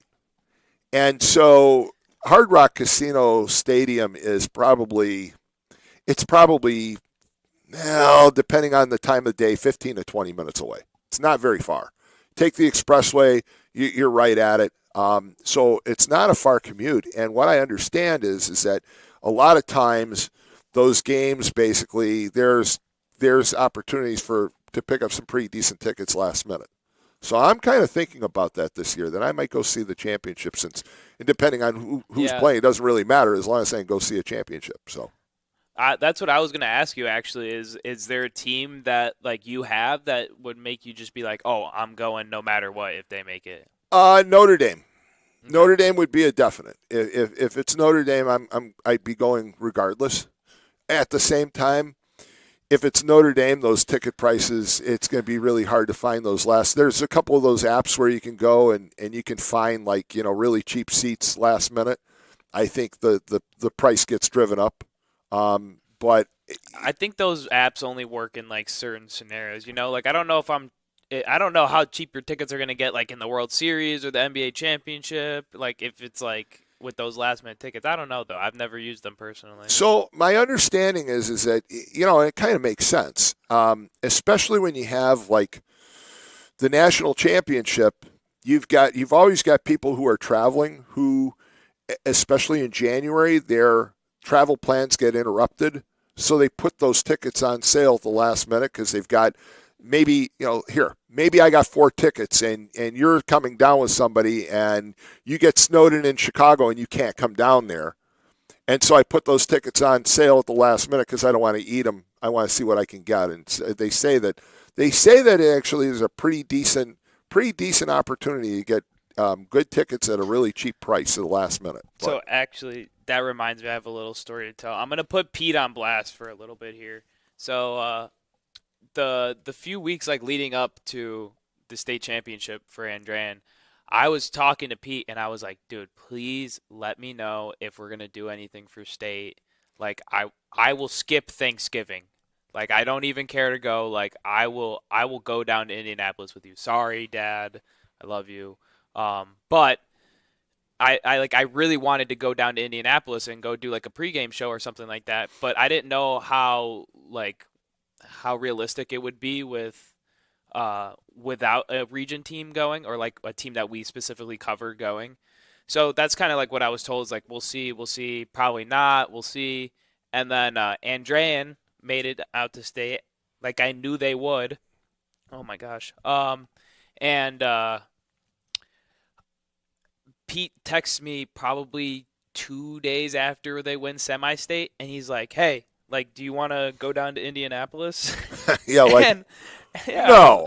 Let me think about it. Yeah, I was like, I would have loved to if you would have said yes anytime within those like 2 weeks, but like I already booked my flight. So you're already headed out east. Yeah, I had. Well, wow. He texted me on like Sunday, and I had to go out on Tuesday, but he ended up going out and doing some stuff, so that ended up working great. And I have 4 season tickets to the Colts, so I gave him my tickets so that him and his family could go out and watch the game and enjoy it. We have really cool seats, and really? The thing about those, it's the 100 section behind the end zone. right below the Bud Light zone, and it's really nice because we're on the last row, so you can kind of just turn around and there's no foot traffic between you and like getting out of the section. So that was really nice. But I swear that place is like lucky. Like I've seen so many of my bets hit like on that specific end zone. I've caught a T-shirt that's fallen from the ceiling. My buddies, two of my buddies have caught T-shirts that have fallen from the ceiling. You know, like when they put the parachutes on them and stuff like that. Yeah, and then Pete sends me a video. Like while I'm in Connecticut, he's like, "Tell your dad thanks for the tickets." And I look, and he's on the jumbotron pregame, and I'm like, "Dude, these seats are the luckiest thing ever." But we did lose. So. I'll tell you what, Lucas Oil Stadium, I think, is one of the nicest stadiums there is. I mean, it really, it's functional. It's a great environment. The location is really good. So one of the things about Lucas Oil is you can walk from there and you can walk to restaurants, you can walk to bars. It's not like out in the middle of cornfields, out in the middle of nowhere. Yeah. And so it's really a decent stadium. I've been there a few times. My son has been to a number of Colts games over the years, and says the same thing. It's so much better. Of course, I've never been a fan of Soldier Field. I think the renovations look like they put a giant toilet seat on top of Soldier Field. It's just ugly. And I think people talk about the history of Soldier Field, and again, the Bears didn't play at Soldier Field until the 1970s. So the history isn't quite what people think it is. So I don't know. I do think the Bears need a new stadium. At the same time, I'm not willing. Of course, I wouldn't be because I'm in Indiana, but I'm not willing as a taxpayer to pay for those kinds of projects. Well, I thought they already bought like some property out in Arlington Heights. Yeah.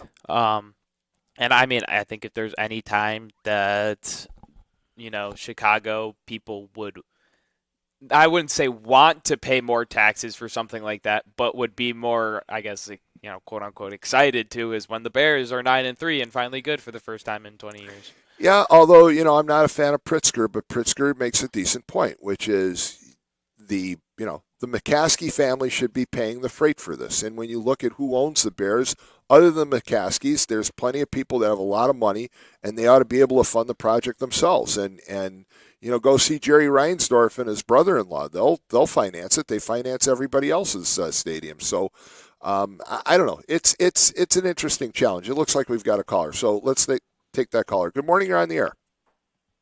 Hey, regarding the Bear Stadium, I'm 100% taxpayer funded because it's Illinois taxpayers, suckers. Well, seriously, you look That's all he had to say. He hung up? Yeah. That was it? Yeah. Wow. But and again, I kind of feel the same way. I don't have to pay for it, so in a way I don't care.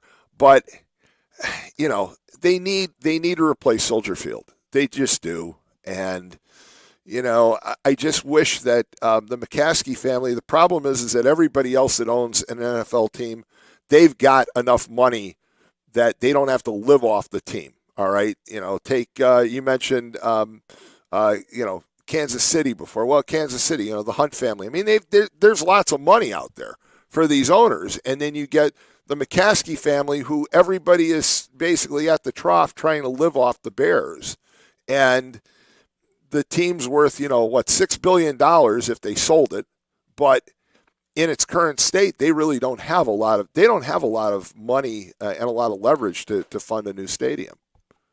They should just let me take over the team. I can bring us to the promised land. Well, again, there's options for them. And I think that, the other thing is that the McCaskey family, they have some pretty wealthy partners, although they're very small partners. I mean, it's minority ownership. I think Reinsdorf, in fact, has like 3% or 5% of interest. I mean, certainly Jerry Reinsdorf, who's worth $10 billion, he can, and he finances. That's what they make their money on. They don't make their money off the Bulls. They don't make their money off the White Sox. They make their money off of financing stadiums and renovations. And so there's options for them. They could probably let loose with some of their control, but I at the same time they need a new stadium. They just do.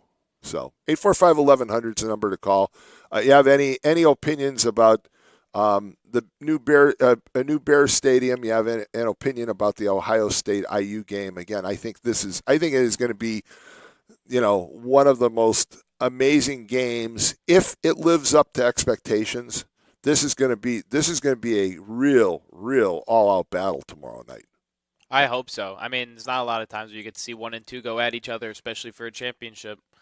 Yeah. And again, it's like you said, it is kind of cool that they're both relatively close to each other. I mean, it's probably, 3 hours maybe between Bloomington and Columbus. It can't be much more than that. No shot. It is more than that. Yeah. So I mean, it's going to live up to its hype, but it'll be an interesting game. I still think that IU actually has a chance, just because Ohio State last year, they had one hiccup. What was? Oh, Michigan. Yeah, right.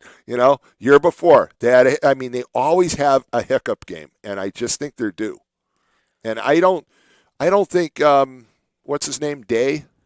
Ryan Day, yeah. Yeah, to me, he's a good coach, but when you look at Signetti as an example, there's a guy that is like totally in, right? And Day doesn't give me that impression. I mean, he's kind of like, there's times where you see interviews with him and you're kind of wondering, like, hey, did you realize that you're actually talking in front of a microphone? Are you like aware of the fact that you're on nationwide television? Because some of the stuff he says doesn't make sense. No, he's like super nonchalant to the point where like he sometimes is incoherent. Yeah, I mean, even the situation last year with Michigan planting their flag on the field, I mean, he seemed to be totally clueless of what was going on at the time. He was kind of like, oh, well, what are they doing over there? It's like, okay, buddy, you don't know. I mean, like, you're right on the field. Yeah, I mean, you should know. So 845-1100, we got another caller. Good morning, you're on the air. Yeah, what time does the game start at between Ohio? 7 o'clock. I believe it's 7 o'clock. And which TV station is offering it? Fox. I think it's Fox. Yeah, it's Fox. Fox. So there'll be 32 over the air. But I mean, what do you think, Walt? I mean, it's kind of an historic battle for the Big Ten championship, number 1 versus number 2. Well, I'm a Purdue grad, and what I liked best about the rivalry between Ohio State and Purdue was when it came to basketball. I'll tell you what, okay, isn't it a little bizarre, though? Look, it used to be that Purdue was a football school, right? They were a football school. IU was a basketball school. And then all of a sudden now it flip-flops, and, IU's okay in basketball, but Purdue is, the dominant force in college basketball. And then let's face it, Purdue's football team leaves a lot to be desired. I remember the big battles between Ohio and Purdue. Terry Dischinger was the Splendor was big, and he had there was a guy off of the football team who was his protector. So if anybody messed up the hair of Terry Dischinger, they sent the football player in there, and he would just, whoever was messing with Terry, they were flat on their face and on the floor, no time at all. Well, I mean, Ohio State has had that reputation. I mean, Woody Hayes, back in the back in the day, they've had great teams forever. Right. And IU again. The joke when I was down there in 1978 was they would finish off Memorial Stadium when they had a winning team, because it was like a horseshoe, and it always looked like they forgot one end of the field. I mean, there was nothing there. There was literally just nothing, and just like some weeds growing. And the joke was, well, yeah, they'll finish off the stadium when they finally have a winning season. So it's. I mean, back in the day, IU wasn't known as a football school, and no. Cignetti, I mean, if you watch this guy, he is so focused on winning. He just I wouldn't want to be on the sidelines and get in his way. I think he'd shove you right to the ground. I mean, and never realize that he even shoved you. I think he just get out of my way. He seems to be in total control and command of what's going on the field. By the way, what has happened to Purdue football? I mean, when did this set in? It's just a weak sister operation. I mean, anybody have any opinion about what happened to Purdue football? I've wondered that myself. I was still going to Purdue games back in the 90s, and they were still a very respectable team. Yes. And I don't know. Somebody like Jed's dad, for example, might know, because I lost track, but something happened where Purdue just kind of dropped off the face of the earth when it came to football. And you would think that Purdue, given its reputation, its notoriety, and its prowess in so many areas. I mean, Krannert and their engineering school, their veterinary school. I mean, those are some of the best college programs in the nation, if not the world. And I would think that they would be able to certainly attract the interest. They certainly have a decent alumni base, but and with the portal, you'd think that they could buy their way into a decent team, but it just doesn't seem to be there. As a student that worked for the Forest Service out west, and then in the South, and then as a military man, if somebody asked me where did you go to Purdue, go to college, I said Purdue. Nobody ever said, "Huh? What's that?" They know Purdue. I mean, what is it? It's one of the top 3 or 4 engineering schools. And think about how many astronauts have come out of Purdue? More than everybody else combined. So they have some phenomenal academic programs. I think their veterinary school is ranked in the top 3 or 4 nationwide as well. Right. Krannert is certainly considered to be one of the best business schools in the nation. So they've got the academic reputation. You would think that because of basketball, it would there'd be some bleed over to their football team, but it just doesn't seem to happen.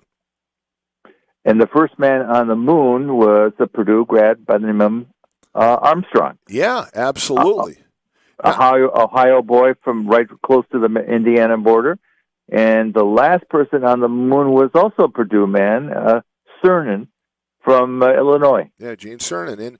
And you know what? In fact, let's see if Joe knows this. But Purdue, of course, had a football program for many years. What's the nation's oldest college football program? Do you know it, Joe? Isn't it like Yale? No, Rutgers. Rutgers. Okay. I was in the area. Yeah, no, I know, but I mean, Rutgers had the first football program, I believe, for college, major college at least. And I mean, you talk about a bottom feeder; they're right there with Purdue when it comes to football. And Rutgers is kind of like an East Coast version of Purdue. I mean, they're very big on science, ag, and so forth and so on. I think it's Rutgers is in New Jersey. Yep. Yeah, and you're right about that. They do have some similarities to Purdue. And they've got a decent basketball team, but their football team is just not. I mean, it's pretty bad. So I don't know. It's interesting that these. You would think that people always think of Notre Dame, okay, and they think of football and the impact that Notre Dame's had on football, but they've been playing for a long time, but not nearly as long as say Rutgers, and so that reputation at some point obviously fell off because if you look back in the day, Rutgers in the early in the 20s and 30s had a really good football team, and then something happened. So, well, when I was out on the West Coast working for the Forest Service, if I told somebody I was a Purdue grad, they would say, "Oh, that's one of those Ivy League schools back east." I said, "No, we're a state university in the Middle West." And but it's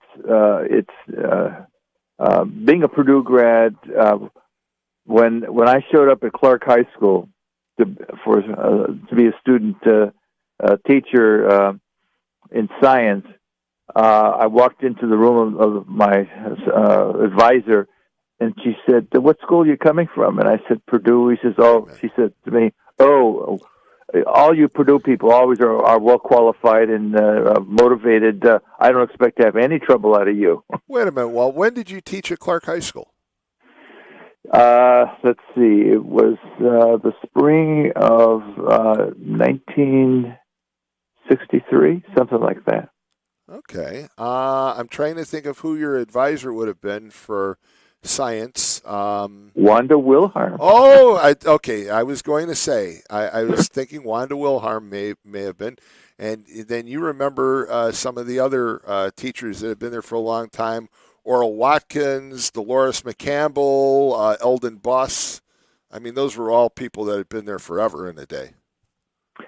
Wanda was very conservative, and she was very much opposed to taking federal money. She said, right now that it's real easy, but eventually they're going to be telling us how to run the schools. And she had no trust whatsoever for the influence of the federal establishment on American public schools. And she had it right, I think. Well, if you remember Dolores McCampbell, she was about 5 foot tall. She taught English and English comp. And I had her my freshman year, and she had kind of this nasally voice. And I walked into the classroom, sat down, and she's walking down the aisles, and she says, "Well, Mr. Dabertin, it's an honor to have you here. I've had all of your siblings." She said, "Why, our families know each other. You're going to get an A in my class." And it's like 1974, and I turn around and I give like a thumbs up to my friends, like, "Hey, I'm going to get an A." And she put her finger in my face within an inch of my nose and said, "You're going to work harder in this class than you will ever work in your life in any class to get an A." And I still remember that she had a term paper. It was the first term paper I ever had to write. It was 12 pages long. And she had a rule that if she found a typo on any of the pages, she would put a red line through and you'd give it back to you. And you had to retype that page. Oh, so my goodness. She found a typo on page 6, and she put red lines through every page. And I said, "Hey, what's this? There's no typos on these pages." And she said, "Oh, let me take a look. Let me look at it more carefully." And she took the paper, and kid you not, Rick Mossels, Mark Sain, a bunch of guys that I talk about still remember this. She took the paper, all 12 pages, ripped it in half and handed it back to me and said, "Oops, I made a mistake. Now you have to retype the whole paper." and she I hated her for that. I mean, I really did. But the good news was that my mother was a very, very good typist, and she retyped that paper for me, thank God, over the weekend. And years later, I saw Dolores, and Dolores said, "By the way," she said, "I have to ask you, you didn't type that paper over." She said, "Your mother did." I said, "You're right." But she was, again, everybody remembers Dolores. If you had Dolores McCampbell, boy, you'd remember her. She was something else. I mean, but there were some long. One of the things about Clark High School back in the day, Walt, was all those teachers lived right in the neighborhood. Mm-hmm. I mean, they literally, a number of them walked to work. Mr. and Mrs. Peterson. He was a football coach, and she was an English teacher, and they lived on Davis Avenue, and all those teachers were nearby. So it was a totally different school when I went there, and of course when you were there as a student teacher, that was a totally different time. So, well, thanks for calling. Yep. 845-1100 is the number to call. We're going to take a quick break. You're listening to the morning call. I wanted to make one comment, though, because I saw something in the YouTube talking about how education becomes secondary to many college athletes, which is true. I'm not going to sit here and say And that especially that's not true. with the NILs and Yeah. the portal now. No, Yeah. I totally agree. So that's why I just wanted to do a quick little highlight of former Andrean alum Robbie Ballantyne, who's actually up for the Campbell Award, which is college football's most prestigious scholar athlete award. It goes through all levels, D1 through D3. Anybody who's has good enough grades as well as plays well enough is up for this award, and he's doing it as a wide receiver with a 3.92 GPA. He also has 53 career touchdown receptions, which is the most among all active NCAA players, 3,641 career receiving yards, and he just broke his conference's career reception record with 244, and he almost has a 4.0 in college. Yeah, and just a quick shout out, his mom is, of course, Judge Cantrell, Julie Cantrell. His uncle is Johnny Cantrell, the attorney. That is amazing, and I'm glad you brought that up because I saw that on Facebook the other night, and I put a note in to bring it up on Wednesday and never got to it. Yeah. So I'm glad you brought it up. So those kids mean a lot to me, man. I mean, I threw Robbie his first ever reception in high school, and then Scott was a freshman my senior year. Yeah, Scott's like 2 years younger than Robbie. Yeah. Yeah. Yeah, he was a freshman my senior year, so I'd like to think I took him under my wing. We used to go train together, like off season and stuff like that. So I'm going to see them actually play this weekend in the playoffs. So he's a finalist for the Campbell Award, and when does that I'm award? assuming it comes out at the end of. I don't actually really know. I gotta assume it's probably in this upcoming weeks. Mid-late December, I think. Yeah, because just because I know that Division I is kind of. I mean, once they wrap up their conference championships, that's when you'll start to see like the Heisman and everything start to come out. Right. So congratulations. Whether he wins it or not, it's quite a feat. Quite a feat. So. And I'm going to see the brothers play tomorrow against Wheaton. Are they playing at home or are they playing on the road? Yeah, they're playing at home. They're in the final 16. I don't know what that is, like semi-state or semi. I don't know what the heck they're called in college. But, they're in the round of 16, I guess. So the Sweet 16. So they're playing Wheaton, and it's at home. Me and my the other quarterback are gonna go see our boys play. So basically, you're going south of West Lafayette and west of Indianapolis. Yeah. And one of our other teammates, Dom Detola, is on the team. I just don't want to feel like I left him out. So you got them all. All right, very good. Let's take a quick break. It's the Morning Call Friday edition on WJLB 1230 AM 104.7 FM. We'll be right back.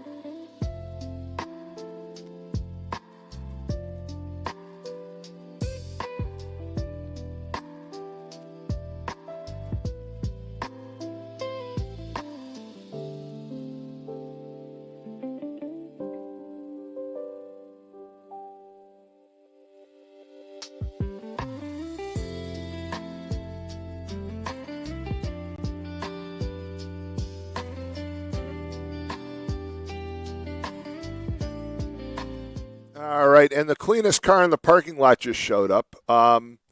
If you don't know about that one, Joe, Lynette claims she doesn't wash that car. That car is always like as clean as could be, but that's for the Wednesday morning show. But I do want to bring up traffic right now because there is a real problem on 8094 now in both directions. That rollover at Indianapolis Boulevard eastbound has backed up traffic all the way to 394 in Illinois.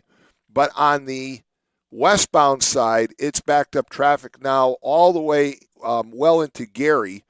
And just no reason other than the fact that people are stopping to see what's going on. So the backup is a solid backup to Burr Street, and it looks like it's growing right now. So, again, not good news if you're going east or west on 8094 through northwest Indiana. Kind of a mess. So be careful and be safe first and foremost. But it is just traffic is at a standstill. I actually looked at some of the traffic cameras, Joe, and it's just sitting. It is a parking lot. So that's bad news for people taking 8094 this morning. Again, the backup coming eastbound is all the way past 394 in Illinois. Wow. And on westbound, the backup is all the way past Burr Street and is literally showing that it's not moving. So, and also Mark from Hobart texted me and said, hey, don't forget, Purdue was quite a powerhouse in basketball in the Gene Keady years, and that's absolutely true. And in the 1970s and 80s and 90s, they had some pretty good teams too. But their football team used to be a powerhouse, and it just disappeared. So that was the point of the discussion there. You want to do an update on weather? May as well, since I did traffic. Sure. Okay, so it is not getting any warmer today. It's still going to be a high of 28. The sun's going to be peeking out a little bit throughout the day, but again, not going to do anything. It's going to be freezing. And then Saturday, it's going to be much of the same. It says there's a possibility of snow, sprinkling about 1 to 2 inches from 4 a.m. to 1 p.m. on Saturday, so I guess that's changed. And then you're going to get some more snow on Sunday. So there is snow now tomorrow? That's what it's saying. Oh, wow. Wow, didn't know that. Oh, wait. Maybe I read this wrong. I mean, that may mean that that Sophie, the Great White Pyrenees polar bear, isn't going to be going to see reindeer tomorrow because her owner's not going to walk in the snow over there. It's okay. I read this wrong. They're putting the winter cast for Sunday on Saturday. I got you. Okay. Both of them. So it is just on Sunday. You're going to be clear. There's going to be no sun, though, so it's still, like I said, all day. It's going to be freezing all weekend for the rest of the year. For the rest of 2025, it's going to be freezing. Yeah, doesn't look too good. And then, you'll get your 1 to 3 inches from 4 a.m. to 1 p.m. on Sunday. Yeah, and right now in Pompano Beach, Florida, it's 80 degrees, going up to a high of 84. And tomorrow and Sunday and Monday are all 85. There you go. Dabertin, you want to know, or Tom, sorry. You want to know what makes me very upset? What's that? Is so people that bring up warm weather in Florida? No. Yeah. No, but we talked, we like to talk about our pools and our stuff like that. Yeah. And I told you that my new pool, it has that the hot tub that like falls spills down, over, right? The spillover, yeah. So the thing that sucks about it is that I guess because of the spillover, when we close the pool, we have to close the hot tub too. And I'm like, what is the point of the hot tub if you're not doing it in the winter? So actually, I knew about that because back when we put our pool in, we had discussed with the builder the idea of having a hot tub and the spillover, and the guy that built my pool, a guy named Bob Ackerman, a lot of people knew Bob Roberts Pools, Northwest Indiana. He built a lot of in-ground pools. He was kind of an expert, but he was kind of a curmudgeon, and he says, yeah, you want a hot tub? He goes, put the hot tub, and I can't say exactly where he told me to put the hot tub. he basically said, you don't want to do that for the very reason. He said, yeah, it looks great. He said, but you're going to limit that hot tub for about 3 or 4 months out of the year. And we also wanted the retractable cover, right, the automatic cover. And he said, you can't do that. And And Bob, God rest his soul, but Bob basically said to me, he goes, your kids don't want a hot tub. They're going to have a hot pool. And he basically showed my kids how to turn the heat up. And I mentioned the story before that, when my neighbors down the street, his kids used to come and swim, and he'd say, yeah, I could see when the pool opened, Tom, I'd see the cloud come up of steam. It was like 90 degrees in that pool. So, they had a hot tub, all right. They had a hot tub running the heater.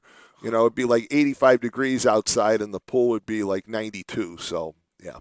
But no, you're right about that. If you have the hot tub and it flows over, you can't do it in the winter then. That kind of stinks. I know. I didn't even realize that either, and I doubt my parents knew that when they decided to get it. But I also don't think that's the biggest deal in the world for them. No, but I mean, there are people. I have a friend that has a hot tub, and they like sitting out there. They basically will use it year round if they can. And winter's the best time because it's cold.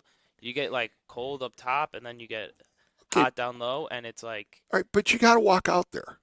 I mean, why do you want a hot tub where you've got to walk outside and be like frigid after you get out of that? I mean, I'm one of those people that I turn the fan off in the upstairs shower so that it basically makes the bathroom hot as hell. And I know I shouldn't do that, but I do it because I want to get out of the shower. I don't want to be like shivering.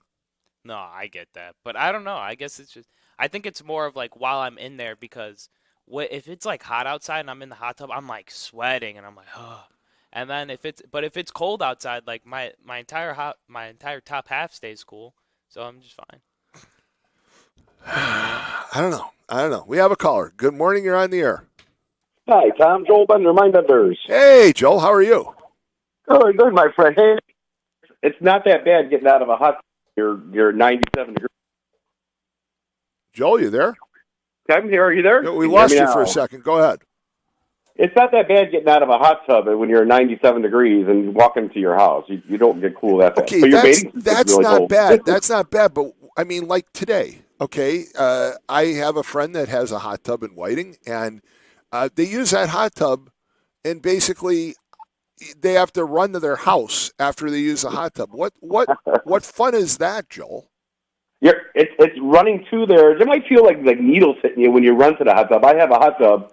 But getting out, you're hot, you're warm, you get to the house, you don't even feel it. You're hot, you're warm, and then that wind comes right off Lake Michigan, and all of a sudden it changes your perspective, does it not? Joel makes a good point. Like when I go to the gym and I put in a good workout, I'm sweating, or if I go to the sauna after, and then I walk outside, regardless of how hot it is, I never have a sweatshirt on, just because I've been sweating and it's just hot. My body temperature is up, and I feel like it's not that far of a walk. Yeah, I think you nailed it on the head. And then you get in the house. Then you get in the house and you shiver. Right, but there's also the benefits where because Whiting's so close to the lake, that you sit in the hot tub and you get to see the shooting stars in January when they have whatever, I forget which meteor showers going by. But we like to sit out there. It's awesome. Well, I'm glad that you do it because it wouldn't be something that you'll find me doing. I know my brother, and my brother David. Of course, he helps organize the polar plunge in January as well. And my wife did it before, and my kids have done it. And that's another thing you will never ever see Tom Dabertin do. At least not Tom Dabertin Sr. Jr. You will, but not Senior. You're not going to see Senior jumping in Lake Michigan on January 1st. No way. Not a chance. I jump into a cold pool in the spring, and I still can't get that chill out of me. Yeah, absolutely. So kind of a big weekend for you, for Mindbenders. Joe, have you ever been to Mindbenders? I've not. You're missing out on something. Trust me. Well, I honestly, they're talking about it in chat. Rick has been talking about it for like a couple hours now, and I looked it up, and I want to go check it out just because it's an amazing store. I've been spending more time on the East Coast with like my family, and I have all these younger cousins, and now I have a job, so. Well, it's an amazing store though, but especially for people your age. Oh, I mean the games that they have basically are just unbelievable. The selection, the toys, everything is just amazing. So kind of a big weekend for you, Joel. Oh yeah, big weekend. Shop Small wasn't. It's just speaking of that, Shop Small. Last weekend with that big snowstorm, I think a lot of stores and businesses missed out. And I've heard Joseph Pete on earlier today talking about Miles Books, and I know Serendipity. So all these little small businesses, you really got to support them because they're the ones that are supporting the community. You see their signs in the baseball fields. You don't see the Amazon and Walmarts in the baseball fields. The schools, the churches. You got to really come out and support local if you want to see them around anytime. Right now tonight, of course, there'll be a line out the door with the parade and all. But tomorrow will be a busy day all day for you too with the horse-drawn wagon rides, the reindeer, the market, all that stuff going on. So it'll be pretty busy all weekend. Oh, yeah, I think people will be strolling around downtown. It's not going to be as cold as it is today. But, yeah, tomorrow there'll be the live reindeers. And, there's some really good windows. We have a window contest down there today, this week, and it ends on the 14th. So there's some really nice windows. The flower shop looks good. Edie's over at Suncatchers. There's some really good windows. Great windows. But, Joe, let me explain. Joel, among other things, he owns Mindbenders, and this store is just jam-packed with stuff, right? And Joel also, I've challenged businesses in Whiting for the longest time to become more dog-friendly. So Joel says to me, hey, Tom, Amy and I have decided that Mindbenders is dog-friendly. Do you remember when I brought Duke the Golden Retriever in there? What happened? Yeah, so Joel has a line of dolls and everything else. Right? Yeah. And Duke was 100 pounds. And Duke got in that door, and he instantly had one of those right in his mouth. And had to work to get it out of his mouth. But Sophie has not. Of course, Duke passed away this summer. Sophie has not been to Mindbenders yet. Sophie's a little more docile, although she's actually bigger than Duke. She's 110 pounds, and she's a taller dog. So you never know. The problem with Sophie, bring her to Mindbenders, would be that she can reach anything off your counter. But you pretty much control the dogs when you bring them in. Well, I think one of them had a dog puzzle from a few years ago that was solving the dog puzzle. That was Duke, and Duke basically figured it out. So Joel had this puzzle, Joe, that basically it was wood and it had like 3 slots, and the dog had to figure out how to move things over to get the treat. And so Duke figured it out, and he moved the treat, and he tried it a few times. And then Duke figured out what most American males would do with a puzzle like that. He just grabbed the whole thing, shook it real hard, threw it against the wall, and was able to get all the treats out that way. So, yeah. Work smarter, not harder. Duke, absolutely. Right. Duke knew the shortest route for a treat. There's no doubt about it. But, yeah, Joel, your store is phenomenal. And need to visit it. So we appreciate you giving us a call, and best of luck to you this weekend.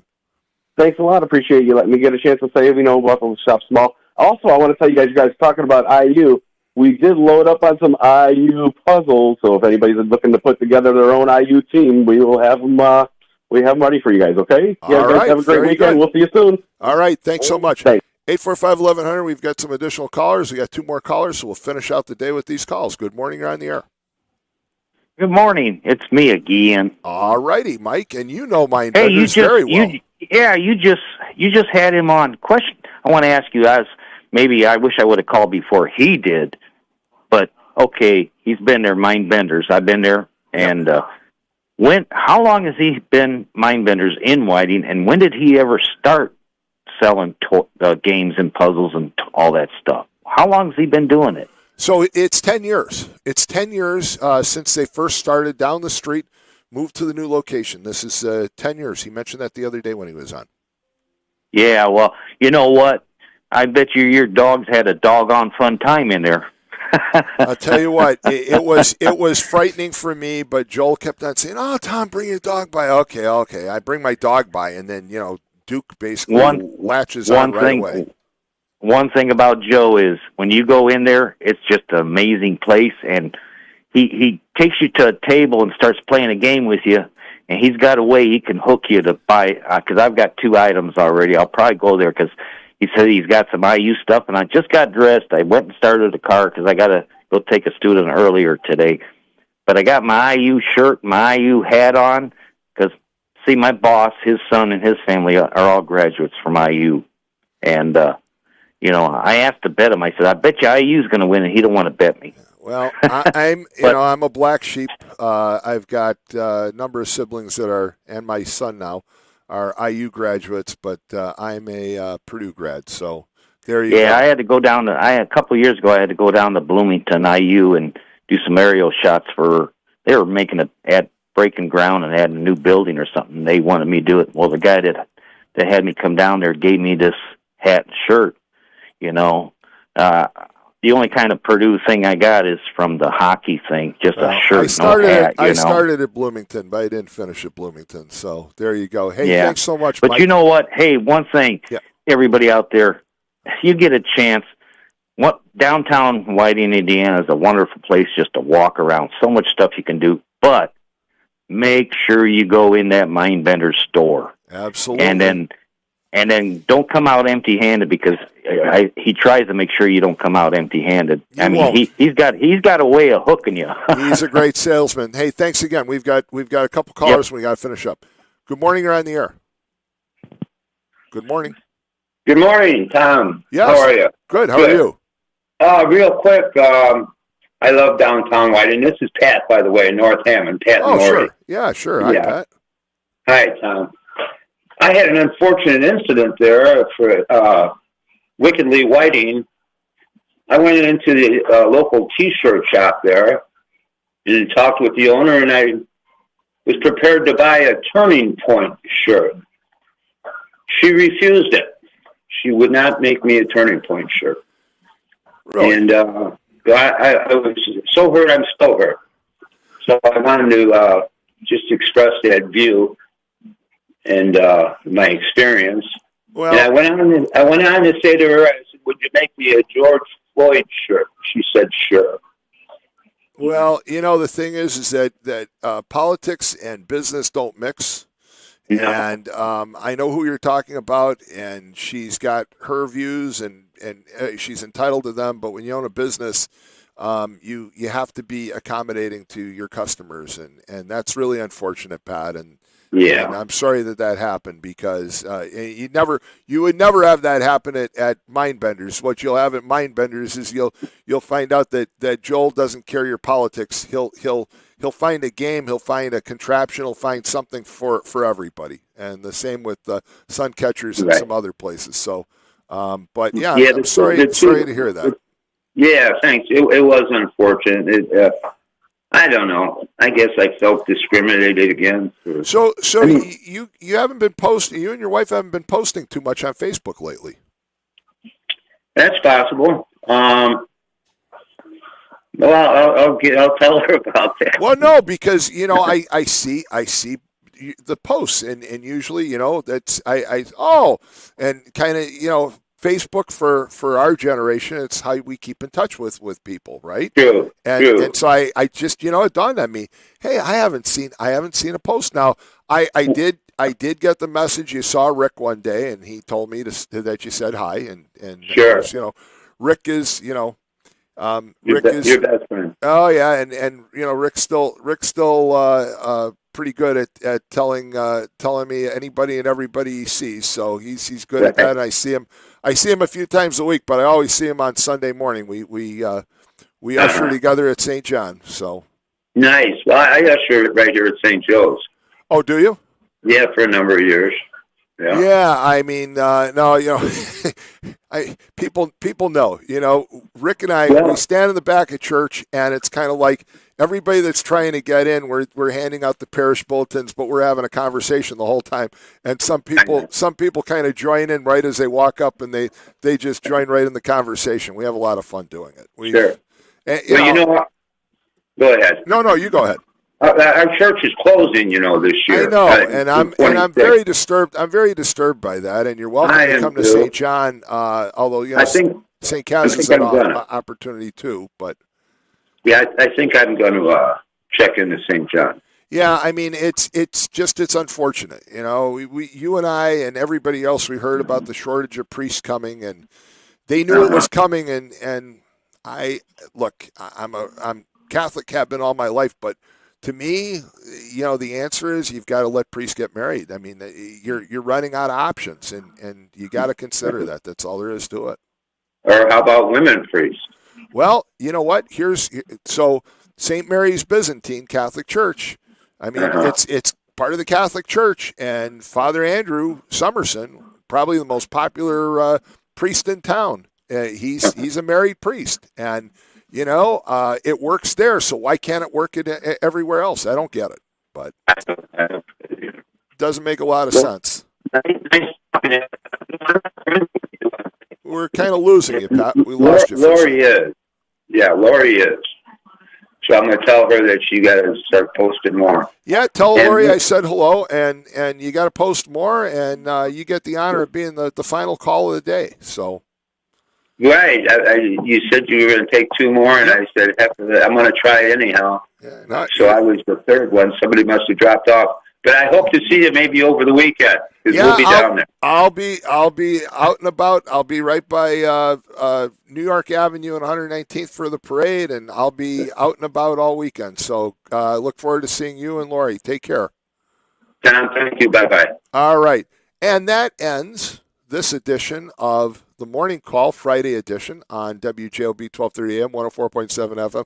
Joe is like, thank God this is over. This has been a challenging morning for Joe. He's had to deal with all kinds of problems this morning. I love having you in the office and hosting my shows. But I cannot.